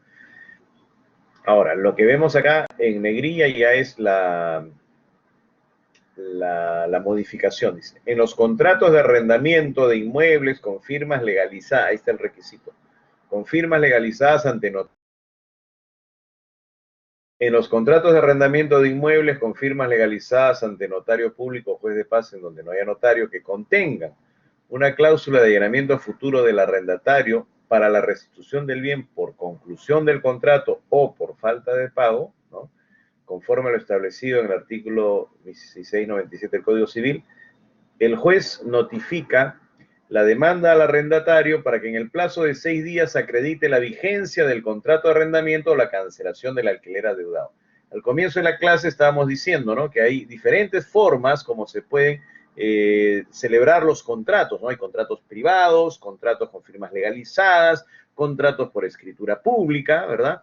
Y en el caso de arrendamiento hay el contrato por el formulario FUA, ¿no? Entonces aquí en este caso lo que estamos viendo es que esta norma modificó el Código Civil, el Código Procesal Civil en el sentido que puede demandarse con firmas legalizadas. Siempre puede celebrarse el contrato con firmas legalizadas, puede incluirse la cláusula de allanamiento, siempre que sea un contrato con firmas legalizadas, ¿no? En ese caso, el juez notifica la demanda al arrendatario para que en el plazo de 6 días acredite la vigencia del contrato de arrendamiento o la cancelación del alquiler adeudado. O sea, le brinda, digamos, el derecho a la defensa al arrendatario para que diga lo que tenga que decir. Vencido el plazo establecido, sin que se acredite lo señalado en el párrafo anterior, el juez ordena el lanzamiento en 15 días hábiles de conformidad con el artículo 593 del Código Procesal Civil. La deuda del arrendatario judicialmente reconocida origina la inscripción del demandado en el registro de deudores judiciales morosos. Ese registro que, como les digo, está en la página web del Poder Judicial. Esto es lo que dice entonces la ley 30.201, que es esta de aquí, que crea la cláusula de allanamiento. Esto, señores, significó un gran avance, porque de esos juicios de 5 o 6 años, redujimos los procesos de desalojo a 5 o 6 meses. Oiga, pero no eran 6 días, 20, 15 días, 21 días. No, pues el problema es que el Poder Judicial es terrible. Entonces, como ya dijimos al inicio, para leer la demanda se pueden tomar 3 meses fácil, y 3 meses más para tramitar lo que falta, 6 meses. ¿No? Entonces, ese fue el problema por el cual se continuó buscando una solución. ¿Ya? Con todo, es una solución bastante interesante. Acá les doy unos ejemplos de la cláusula de allanamiento a futuro. Cláusula, no sé, pues 16ª, pues, las partes declaran que el arrendatario se somete a la cláusula de allanamiento a futuro prevista en el artículo 594 del Código Procesal Civil. En consecuencia, en caso de incurrir en más de 2 meses y medio de incumplimiento en el pago de la renta convenida o de haberse concluido el plazo del contrato, el arrendatario deberá desocupar y restituir inmediatamente el bien al arrendador conforme a los términos del mencionado artículo. En ese sentido, el arrendatario se compromete a contradecir dicha demanda solo si ha pagado la renta convenida o el contrato aún sigue vigente, ¿no? Entonces, esa sería una cláusula, digamos, extensa. Ahora queremos una más breve, también puede ser. El arrendatario declara que se somete expresamente y legalizando su firma al allanamiento voluntario futuro en caso de ser demandado su desalojo por falta de pago o vencimiento del contrato. También, la ley no exige un texto, ¿no? Quizás esta sea un poquito más explícita, ¿no? El primer caso. Cuando dice restitución inmediata del inmueble a su propietario, esta cláusula de allanamiento permitirá la restitución del inmueble cuando se presenten dos situaciones: que haya concluido el contrato o que se haya resuelto por falta de pago. Quiere decir cuando se deba más de 2 meses y medio de renta, porque eso es lo que vimos que decía el artículo 1697 del Código Civil. La norma establece que es competente para conocer la solicitud de restitución del inmueble en contrato con cláusula de allanamiento el juez de paz letrado del lugar donde se encuentra el bien en materia del contrato. Entonces, eso fue en el 2014, ¿ya? Entonces, pero como no era perfecto, en el 2015 sale un decreto legislativo, 1177, que crea el sistema de los formularios, ¿no? Para los contratos de compra con opción de arrendamiento, perdón, con opción de compra y arrendamiento financiero. Este decreto legislativo establece un régimen facultativo para la promoción y seguridad jurídica del arrendamiento y se aplica solamente a inmuebles destinados a vivienda. Estos formularios solamente eran para inmuebles destinados a vivienda. Se crean los siguientes formularios: el FUA, que es el formulario único de arrendamiento para vivienda; el FUAO, que es el arrendamiento con opción de compra; y el FUAL, que es el leasing inmobiliario, ¿no? Para acceder a este régimen, los formularios deben registrarse en el RAB. ¿Y qué cosa es el RAB? Es el Registro Administrativo de Arrendamiento para Vivienda, que está a cargo del Fondo Mi Vivienda. Entonces eso ya nos hace pensar que esto se aplica a inmuebles de hasta cierto valor también, ¿no? Pero además que tiene que haber un registro, mire, electrónico en que los notarios tienen que interactuar, interconectarse con el Fondo Mi Vivienda. Entonces, como era un tanto complejo esto, y hacía que el notario tenía que certificar firmas, expedir las copias, certificar ante la prórroga, remitir la copia al RAB, extender un acta notarial protocolizada de la escritura, o de escritura conforme a los supuestos derivados del y el notario verificar la identidad en comparación biométrica, y además que es responsabilidad del notario enviar al RAP, al registro de los contratos referidos en el numeral tal, llevar un registro extraprotocolar de formularios cuya firma se haya certificado de manera que obre en su poder un original. Entonces, por todo esto, el notario, los notarios de aquel entonces, del 2015, prácticamente ninguno, yo no llegué a conocer a nadie, en ninguna notaría en el 2015 que haya implementado el sistema este de los formularios. Fue un fracaso rotundo, un fracaso total, ¿ya? Quizás por ahí hubo alguno que se me escapó, pero estuve preguntando y nunca encontré uno que haya implementado este sistema de los formularios. Pero recién ahora que se ha que entró en vigencia esta ley, la ley 3933, miren, fue publicada el 24 de abril, o sea, acaba hace 5 días de cumplir 2 años, ¿no? La ley 3933 es la ley que regula el procedimiento especial de desalojo con intervención notarial. Se anunció con bombos y platillos a fines del 2018 que iba a salir una ley de desalojo notarial, ¿no? Que iba a ser un desalojo express. Bueno, la verdad, sí, esta es la ley, ¿no? Pero generó demasiada expectativa y la verdad que no ha llegado a cubrir las expectativas. ¿Por qué? porque se esperaba que esto iba a ser ejecutado pues por el notario. Sin embargo, el notario no puede pues desalojar, el notario no es juez, el juez es el único que puede ordenar el lanzamiento, que puede ordenar a la policía que preste asistencia a la fuerza pública. El notario no puede hacer eso. Entonces, esta ley, que seguramente todos han oído mencionar, el desalojo express, la ley de desalojo notarial, es la ley 3933 y dice lo siguiente. A ver, vamos a dar una miradita rápida para entenderla. Esta ley tiene por objeto establecer el procedimiento especial de desalojo mediante intervención de notario y con ejecución judicial. Puede acogerse a la ley el propietario, etcétera, contra el arrendatario que sea sometido expresamente al procedimiento establecido en la presente ley, ¿no? O sea, hay que someterse expresamente. Y no están comprendidos ningún contrato por motivo de alquiler-venta o arrendamiento, o sea, se toma su distancia del decreto legislativo 1177.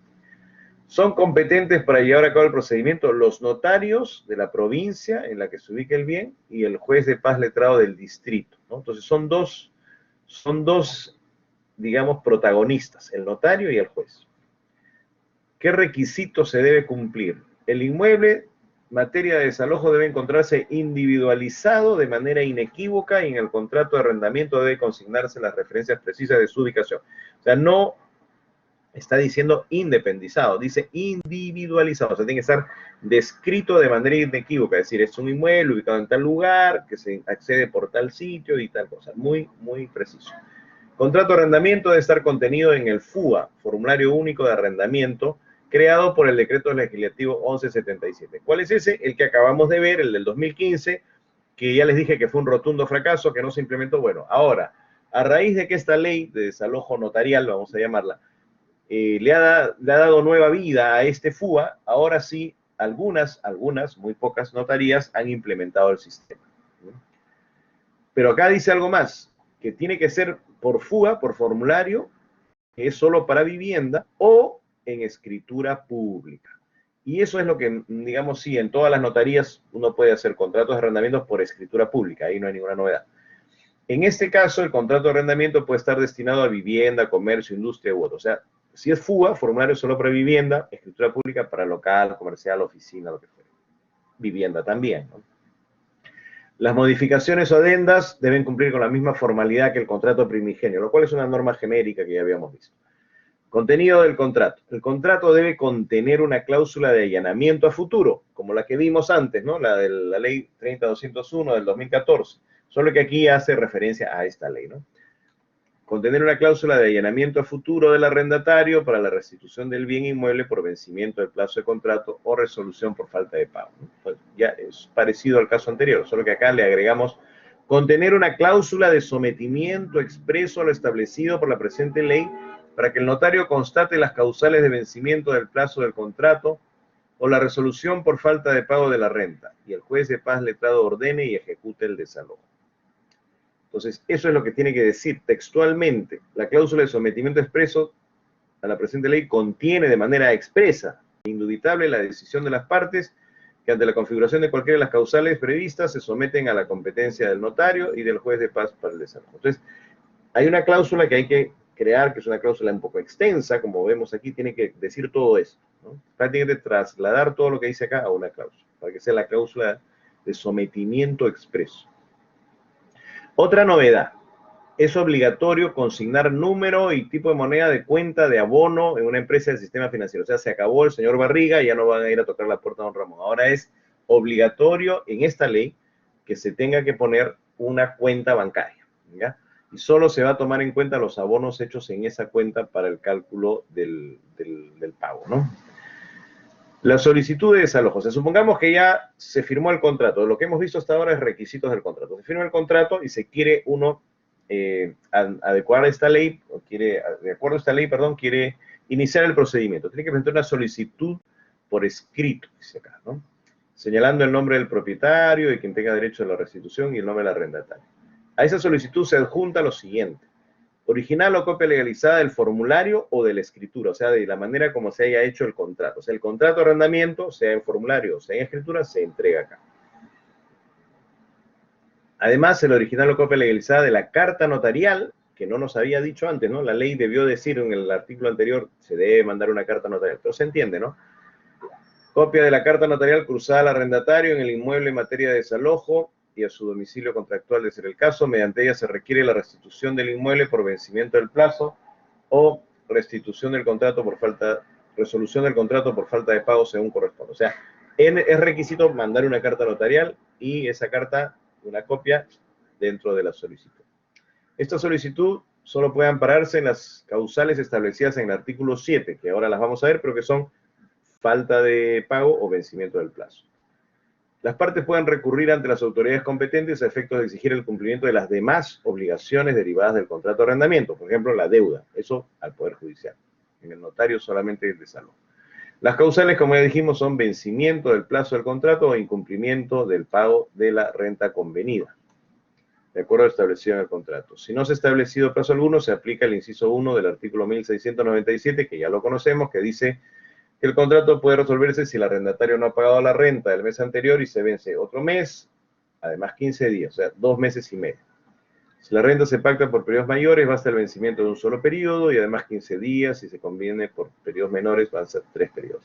La resolución por falta de pago de la renta se sujeta a lo pactado, pero en ningún caso procede, tratándose de casa habitación comprendidas en leyes especiales, si no se han cumplido por lo menos 2 mensualidades y 15 días. O sea, 2 meses y medio tiene que haber de atraso para que esto proceda.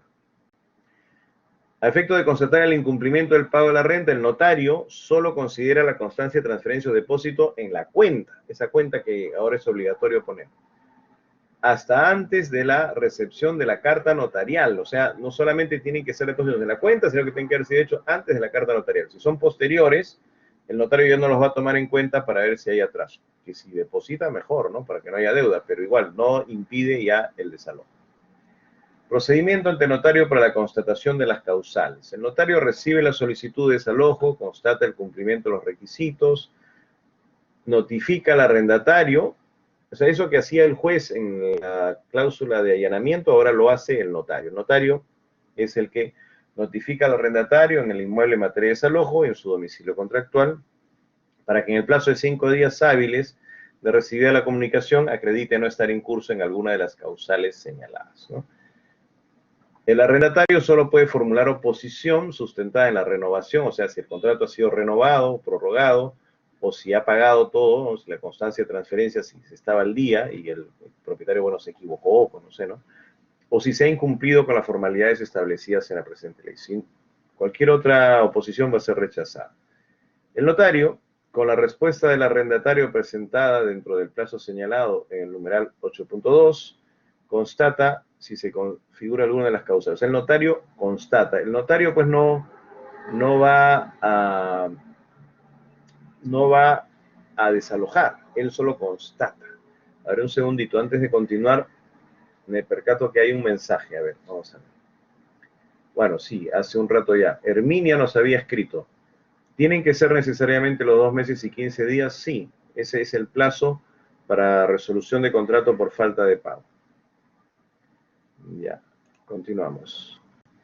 ¿Qué hace el notario entonces? Constata que efectivamente ha habido pues una, ¿cómo se llama esto? Ha habido un incumplimiento, ¿no?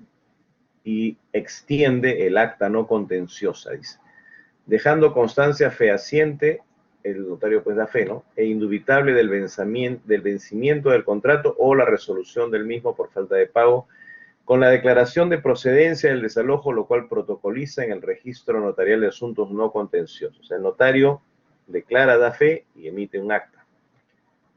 Esta acta, extendida por el notario, constituye título ejecutivo especial para proceder sin más trámite al lanzamiento. O sea, se va a presentar eso al Poder Judicial y el juez ya no tiene nada más que discutir ni investigar, porque ya el notario se encargó de investigar todo lo que había que investigar y ya declara el notario que procede el desalojo. Entonces, el notario, una vez que ha extendido el acta, dice, remite la copia legalizada del expediente al juez de paz letrado del distrito del cual se ubica el inmueble a efecto de que proceda conforme al artículo 9. Entonces, ahí ya viene la etapa judicial, pero antes quiero ver si me han escrito, escuché un sonido. Sí, Manuel nos ha escrito, dice, ¿cuál sería la diferencia entre los contratos, uno con firma legalizada y el contrato de escritura pública en el tema de desalojo en caso de incumplimiento? Según lo entendido, el tiempo de desalojo sería el mismo. No, mi estimado. Mire, cuando uno tiene un contrato, ya, si tienes un contrato privado sin firma legalizada, quiere decir que no hay cláusula de allanamiento, el juicio va a demorar años. Si tienes un contrato con firma legalizada, el juicio va a durar algunos meses, ¿ya? 5 o 6 meses. Y si tienes uno por escritura pública, de acuerdo a esta ley que estamos estudiando, en teoría debería demorar días, debería demorar pues un mes. Eso es lo que esperamos que así sea. Pero todavía no hay casos resueltos de estos. Es decir, las notarías, si ustedes se ponen a preguntar, les dicen, sí, acá sí hacemos el contrato por escritura pública, claro que sí.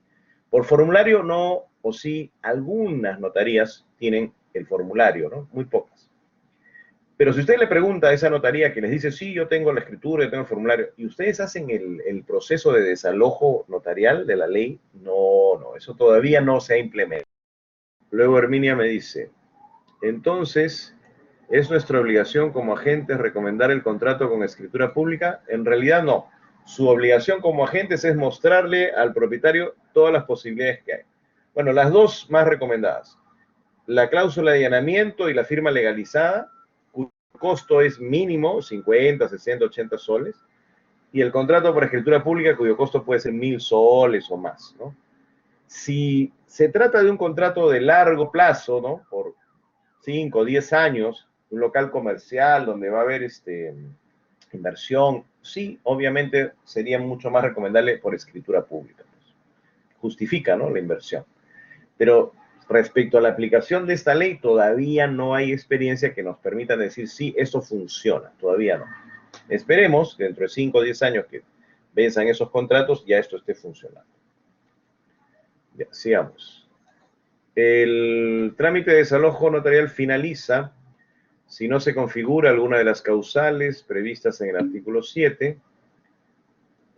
Las partes acuerdan su finalización en cualquier momento. O sea, si no se configuran las causales, se cierra pues el caso, ¿no? O si las partes acuerdan su finalización, o sea, si se amistan, digamos, ¿no? También el notario levanta el acta no contenciosa, concluyendo el trámite. A ver, nos ha escrito Herminia también, dice, cuesta, bueno, fiesta, pero dice cuesta 500 soles aproximadamente, depende de la notaría. ¿La escritura? ¿500 soles?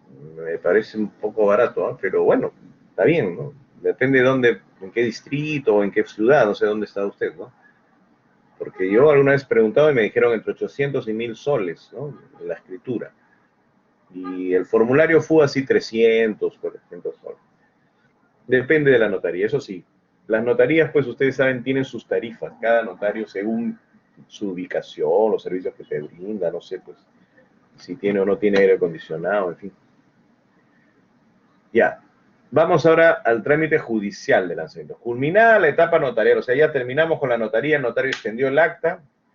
Culminada la etapa notarial del procedimiento especial a que se refiere la ley, el interesado formula solicitud de lanzamiento dirigida al juez, con la autorización del letrado, o sea, de abogado, ¿no? Una firma de un escrito judicial y pago de la tasa judicial para que sea trasladada por el notario con el expediente notarial. En el plazo de 3 días hábiles de recibida la solicitud del interesado y las copias legalizadas del expediente remitida por el notario, el juez de paz letrado competente verifica los requisitos de la solicitud y emite la resolución que dispone el lanzamiento. O sea, ya el juez ya no tiene que notificarle al demandado, ya no tiene nada que hacer porque ya eso todo lo hizo el notario. Entonces el juez lo único que tiene que hacer es recibe el expediente y ordena el lanzamiento.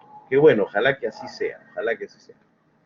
Así como la orden de cerraje, porque si hay que abrir la puerta y eso en caso de resistencia al cumplimiento. La resolución judicial es impugnable, pero sin efecto suspensivo. O sea, si apelan, que apelen, pero no impide el desalojo. Eso también es un avance. El juez de paz letrado cursa oficio a la dependencia correspondiente de la Policía Nacional del Perú, para que en el plazo de 2 días hábiles contados del día siguiente de la notificación, obligatoriamente y bajo responsabilidad, preste asistencia y garantía para la ejecución del desalojo, en la forma y plazo indicado en la resolución judicial. Quiere decir que no va a estar la policía diciéndole no, que no hay para la gasolina, o sea, tiene bajo responsabilidad en 2 días que prestar asistencia y garantía. Ojo, no es que la notaría perdón, no es que la policía va a desalojar, ¿eh? La policía no va a patear la puerta, va a sacar las cosas. La policía solamente brinda las garantías para que no le peguen al juez, al secretario ni al propietario, ¿ya? Pero el propietario ya tiene que llevar sus ayudantes ahí para que saquen las cosas. Culminado el trámite de lanzamiento, el interesado podrá solicitar ante el mismo juez de paz letrado el pago de las costas y costos, o sea, los gastos, ¿no?, del proceso y los servicios notariales, cosa que lo dudo que pueda conseguir que le paguen, porque si ya lo desalojaron al demandado, vaya a saber uno a dónde se fue. Y ahí termina, ¿no? La ley en lo no regulado, se aplica el Código Civil y demás normas complementarias, tiene derecho a tramitar el proceso en el notario de su libre elección. Acá hay una novedad. La modificación de la ley del notariado y sin exigencia de minuta. No será exigible la minuta en los actos siguientes. Arrendamiento de inmuebles sujetos a la ley que regula el proceso especial de desalojo. Quiere decir que se puede ir de frente a la notaría sin necesidad de contratar un abogado que redacte la minuta. Y en la notaría te redactarán la escritura directamente. Los contratos anteriores a la vigencia de la ley se podrán adecuar con una adenda siempre que sean pues escrituras públicas, ¿no? Entonces, conclusiones. El contrato de arrendamiento se puede celebrar por contrato privado, contrato simple, el que todos conocemos. Ese mismo contrato privado puede llevar firma legalizada. Ahí ya tenemos la ventaja de que se puede incluir la cláusula de allanamiento, la que fue creada en el 2014, ¿ya? Luego tenemos el contrato por escritura pública y tenemos el formulario FUA. Esas son las 4 formas de contrato. A ver, nos están escribiendo un ratito. Manuel dice, actualmente las notarías no quieren hacer contratos de arrendamiento por escritura pública por el tema de pandemia, porque lo ven complicado, según me explicaron, el tema de desalojo. Exacto. Esa es la situación en la que estamos, pues, ¿no? Las notarías no se atreven a hacer esos procesos por el tema de la pandemia y todo lo demás. Eso es lo que está pasando. Otilia dice, ¿podría proporcionarnos una cláusula de sometimiento, por favor? Sí, con todo gusto. Ahí enseguida viene, ahí viene en las siguientes diapositivas. Nicolás nos dice, la deuda quedaría solo publicada en Equifax o símil si el contrato de arrendamiento lo incluye como cláusula. ¿Las costas no podrían incluirse como deuda de arrendamiento? No. Las costas son costas y se ejecutan ante el juez que dio el lanzamiento. No se incluyen como deuda de arrendamiento. La deuda de arrendamiento origina la inscripción en el registro de deudores judiciales morosos, que es distinto a Equifax y otra cosa. Es un registro del Poder Judicial que los invito a que abran la página web del Poder Judicial y a la izquierda hay una columna que dice Servicios al Ciudadano. La segunda opción es Registro de Deudores Judiciales Morosos. Si nos da el tiempo, le damos una miradita, pero no creo que nos vaya a dar el tiempo porque ya son 5:46 y ahora 6 dicto clases en IBR en una promoción. Ya, sigamos. En conclusión, los contratos de arrendamiento pueden ser contratos privados, privados con firma legalizada, escrituras y formularios. Pero para acogerse a la ley 3933 solamente puede ser por escritura pública o por formulario, con la, digamos, novedad que la escritura puede ser sin minuta y el formulario que sabemos que se ha implementado en muy pocas notarías. El FUA, el Formulario Único de Arrendamiento.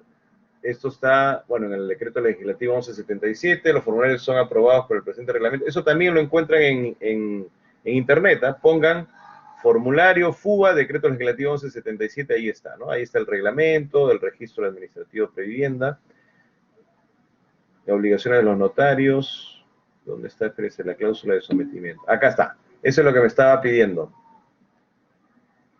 A ver, antes nos ha escrito Herminia, ¿cómo se hace un contrato sin minuta? No se hace, pues, lo redacta la notaría. O sea, uno va a la notaría y les dice, quiero una escritura pública sin minuta. Entonces, ahí se la redactan. Pues. Claro, uno le tiene que dar los datos, ¿no? Decirle el nombre del vendedor, perdón, del arrendador, del arrendatario, el monto de la renta, la garantía, y ellos ya llenan ahí, pues, ¿no? Ahora, si tú quieres hacer tu contrato a tu manera, donde quieres ponerle ciertas cláusulas y penalidades y otras cosas que escapan a la plantilla que tiene la notaría, ya te van a pedir que lo hagas con minuta. Porque el contrato puede ser con minuta o sin minuta. Sin minuta es porque es un contrato básico que la notaría ya lo tiene. ¿Ya? A ver, cláusula de allanamiento y de sometimiento a la ley 3933. La cláusula de allanamiento a futuro dentro de la ley 30.933, porque la misma cláusula de llenamiento futuro la teníamos en la otra, ¿no? La 30.201 del 2014, donde hace referencia al Código Procesal Civil. Acá no, acá hace referencia a la ley 30.933. Dice, el arrendatario declara que se allana la solicitud de restitución del inmueble por vencimiento del plazo del contrato o resolución de arrendamiento por falta de pago de la renta, conforme a lo establecido en el artículo 5, inciso 1 de la ley 30.933, para efecto del procedimiento especial de desalojo que se refiere a la citada ley. Esa vendría a ser una muestra, un ejemplo. Esto puede variar, aquí no hay una verdad absoluta, es solamente un ejemplo, ¿no?, de la cláusula de allanamiento, pero para esta ley. Ahora la cláusula de sometimiento expreso, que es lo que nos pidió Otilia, ¿no? Ahí está, cláusula de sometimiento. Yo les advertí ya que va a ser... A ver, aquí estamos de nuevo, otra vez la desconexión. Problema de que esté inestable la... Ya, vamos a compartir lo que estábamos mostrando, ¿no? Justo estábamos ahí mostrando la cláusula de sometimiento expreso. Dice lo siguiente. Va a ser un poco extensa, les decía, porque la propia ley exige que sea una cláusula donde expresamente se diga todo esto que dice acá, ¿ya? Entonces, vamos comenzando así. En caso se configure el vencimiento del plazo del contrato o la resolución del arrendamiento por falta de pago de la renta, las partes contratantes se someten de manera expresa e indubitable al procedimiento especial de desalojo con intervención notarial, regulado por la ley número 30.933. En tal sentido, se someten a la competencia del notario para la constatación de dichas causales y a la ejecución del desalojo por parte del juez de paz letrado. En cumplimiento de este pacto, el arrendatario se compromete a no formular oposición sustentada en supuestos distintos a los previstos en el artículo 8.3 de la ley 30.933, quedando claramente entendido que si ello ocurriese, el notario deberá rechazar de forma inmediata dicha oposición, ¿no? Entonces, esa es la, ¿cómo le llamamos? Esa es la cláusula de sometimiento. Puede variar según el estilo de redacción de cada abogado o de la notaría, ¿no? Porque eso lo van a redactar en la escritura pública en la notaría. Pero básicamente tiene que tener eso, ¿no? El sometimiento a la ley.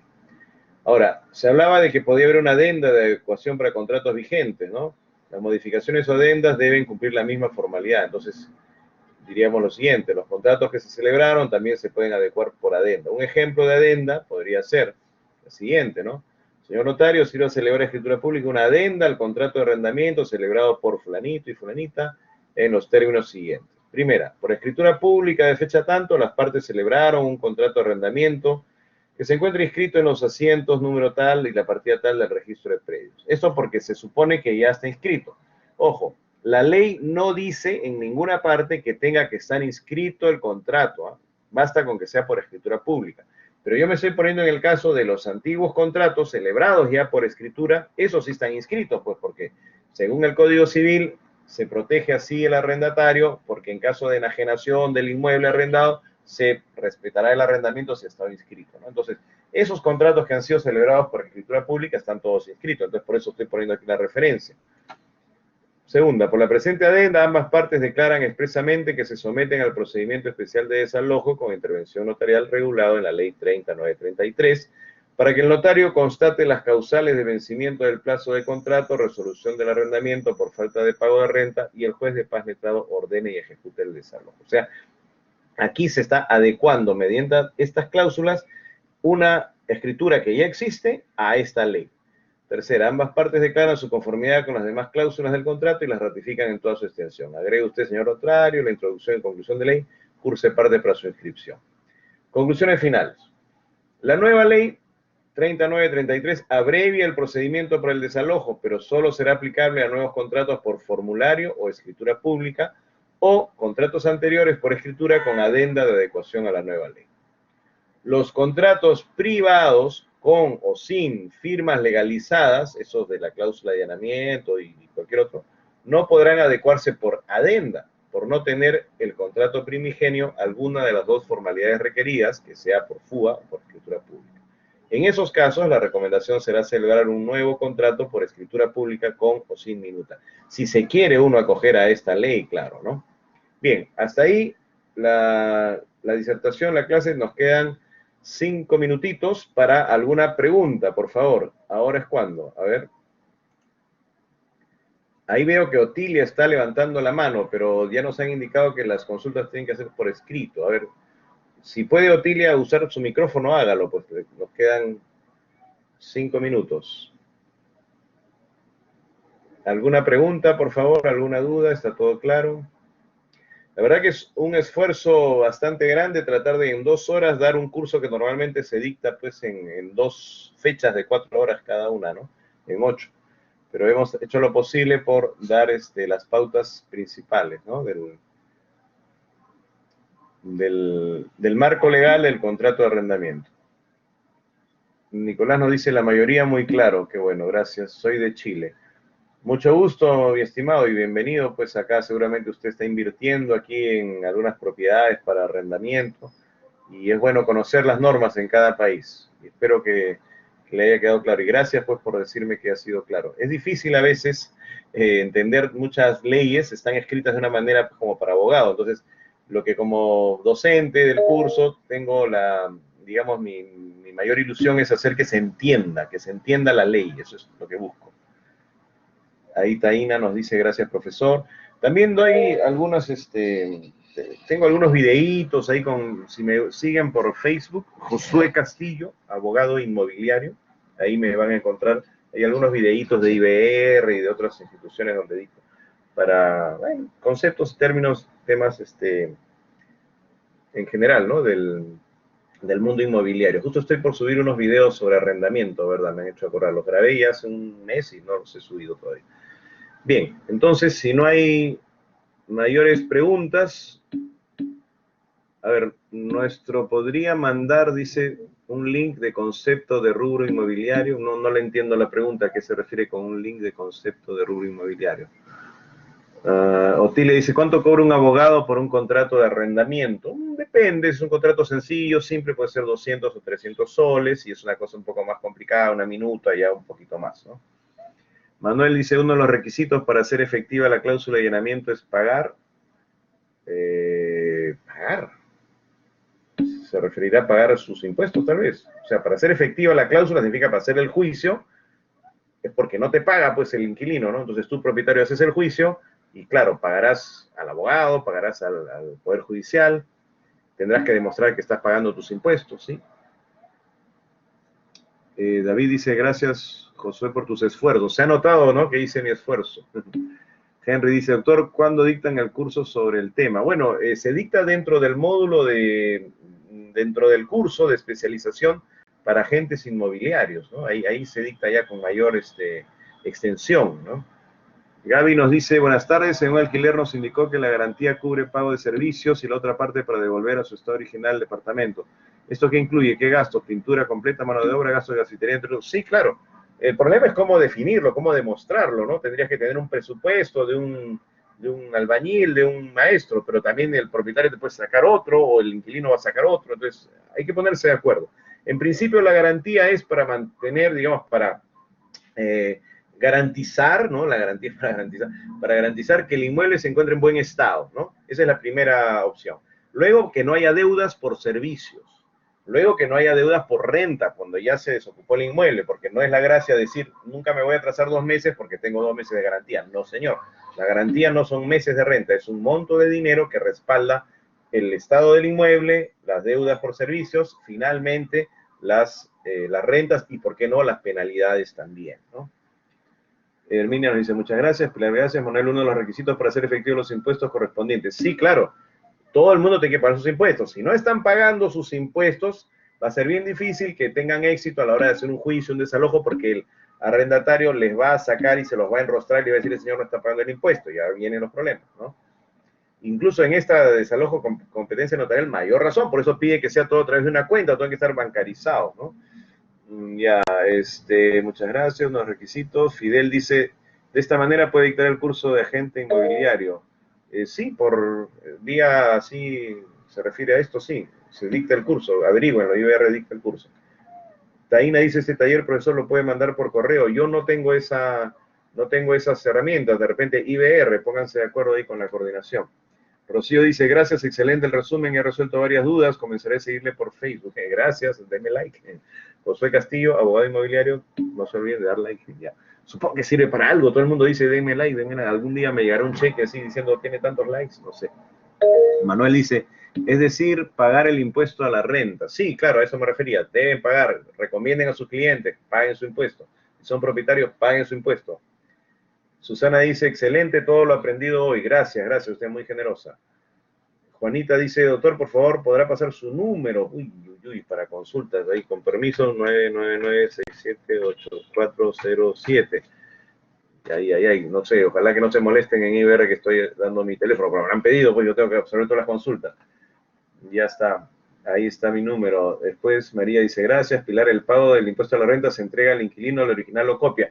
Ya no es como antes había que ir al banco, te daban el original, tenías que sacar la copia, ahora todo es electrónico, entonces tú generas el recibo electrónico y ¡pling! Le mandas, ¿no?, el PDF y es como si fuera un original.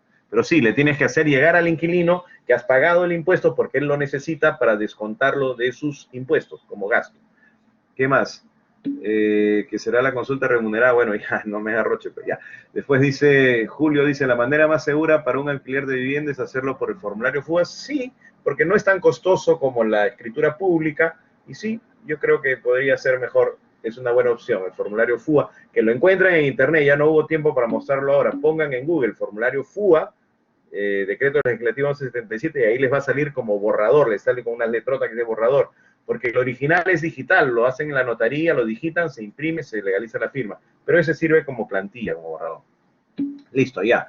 Son las 6 de la tarde, yo en este momento tengo que estar comenzando una clase en IBR ya en el curso, así que me van a disculpar. Gracias, profesor, gracias por la exposición, gracias, lo busco por Facebook y no lo encuentro. Es Josué Castillo, abogado inmobiliario. Así, Josué Castillo, abogado inmobiliario. Ojalá que me encuentren. Después, ¿qué más? A ver, muchas gracias. Gracias, dice Juanita, Julio, David y todo demás. Gracias. Bueno, yo les doy gracias también a todos. Perdonen que no les haya podido de repente absolver a todos las consultas, aunque creo que hemos hecho lo posible. Y ahora sí se cumplió el tiempo y mil disculpas, pero ya están esperando los alumnos dentro de esta misma plataforma, pero en otro link. Señores, ha sido un placer estar con ustedes. Quedo a sus órdenes, Josué Castillo, abogado inmobiliario para ustedes. Tengan todos muy buenas tardes.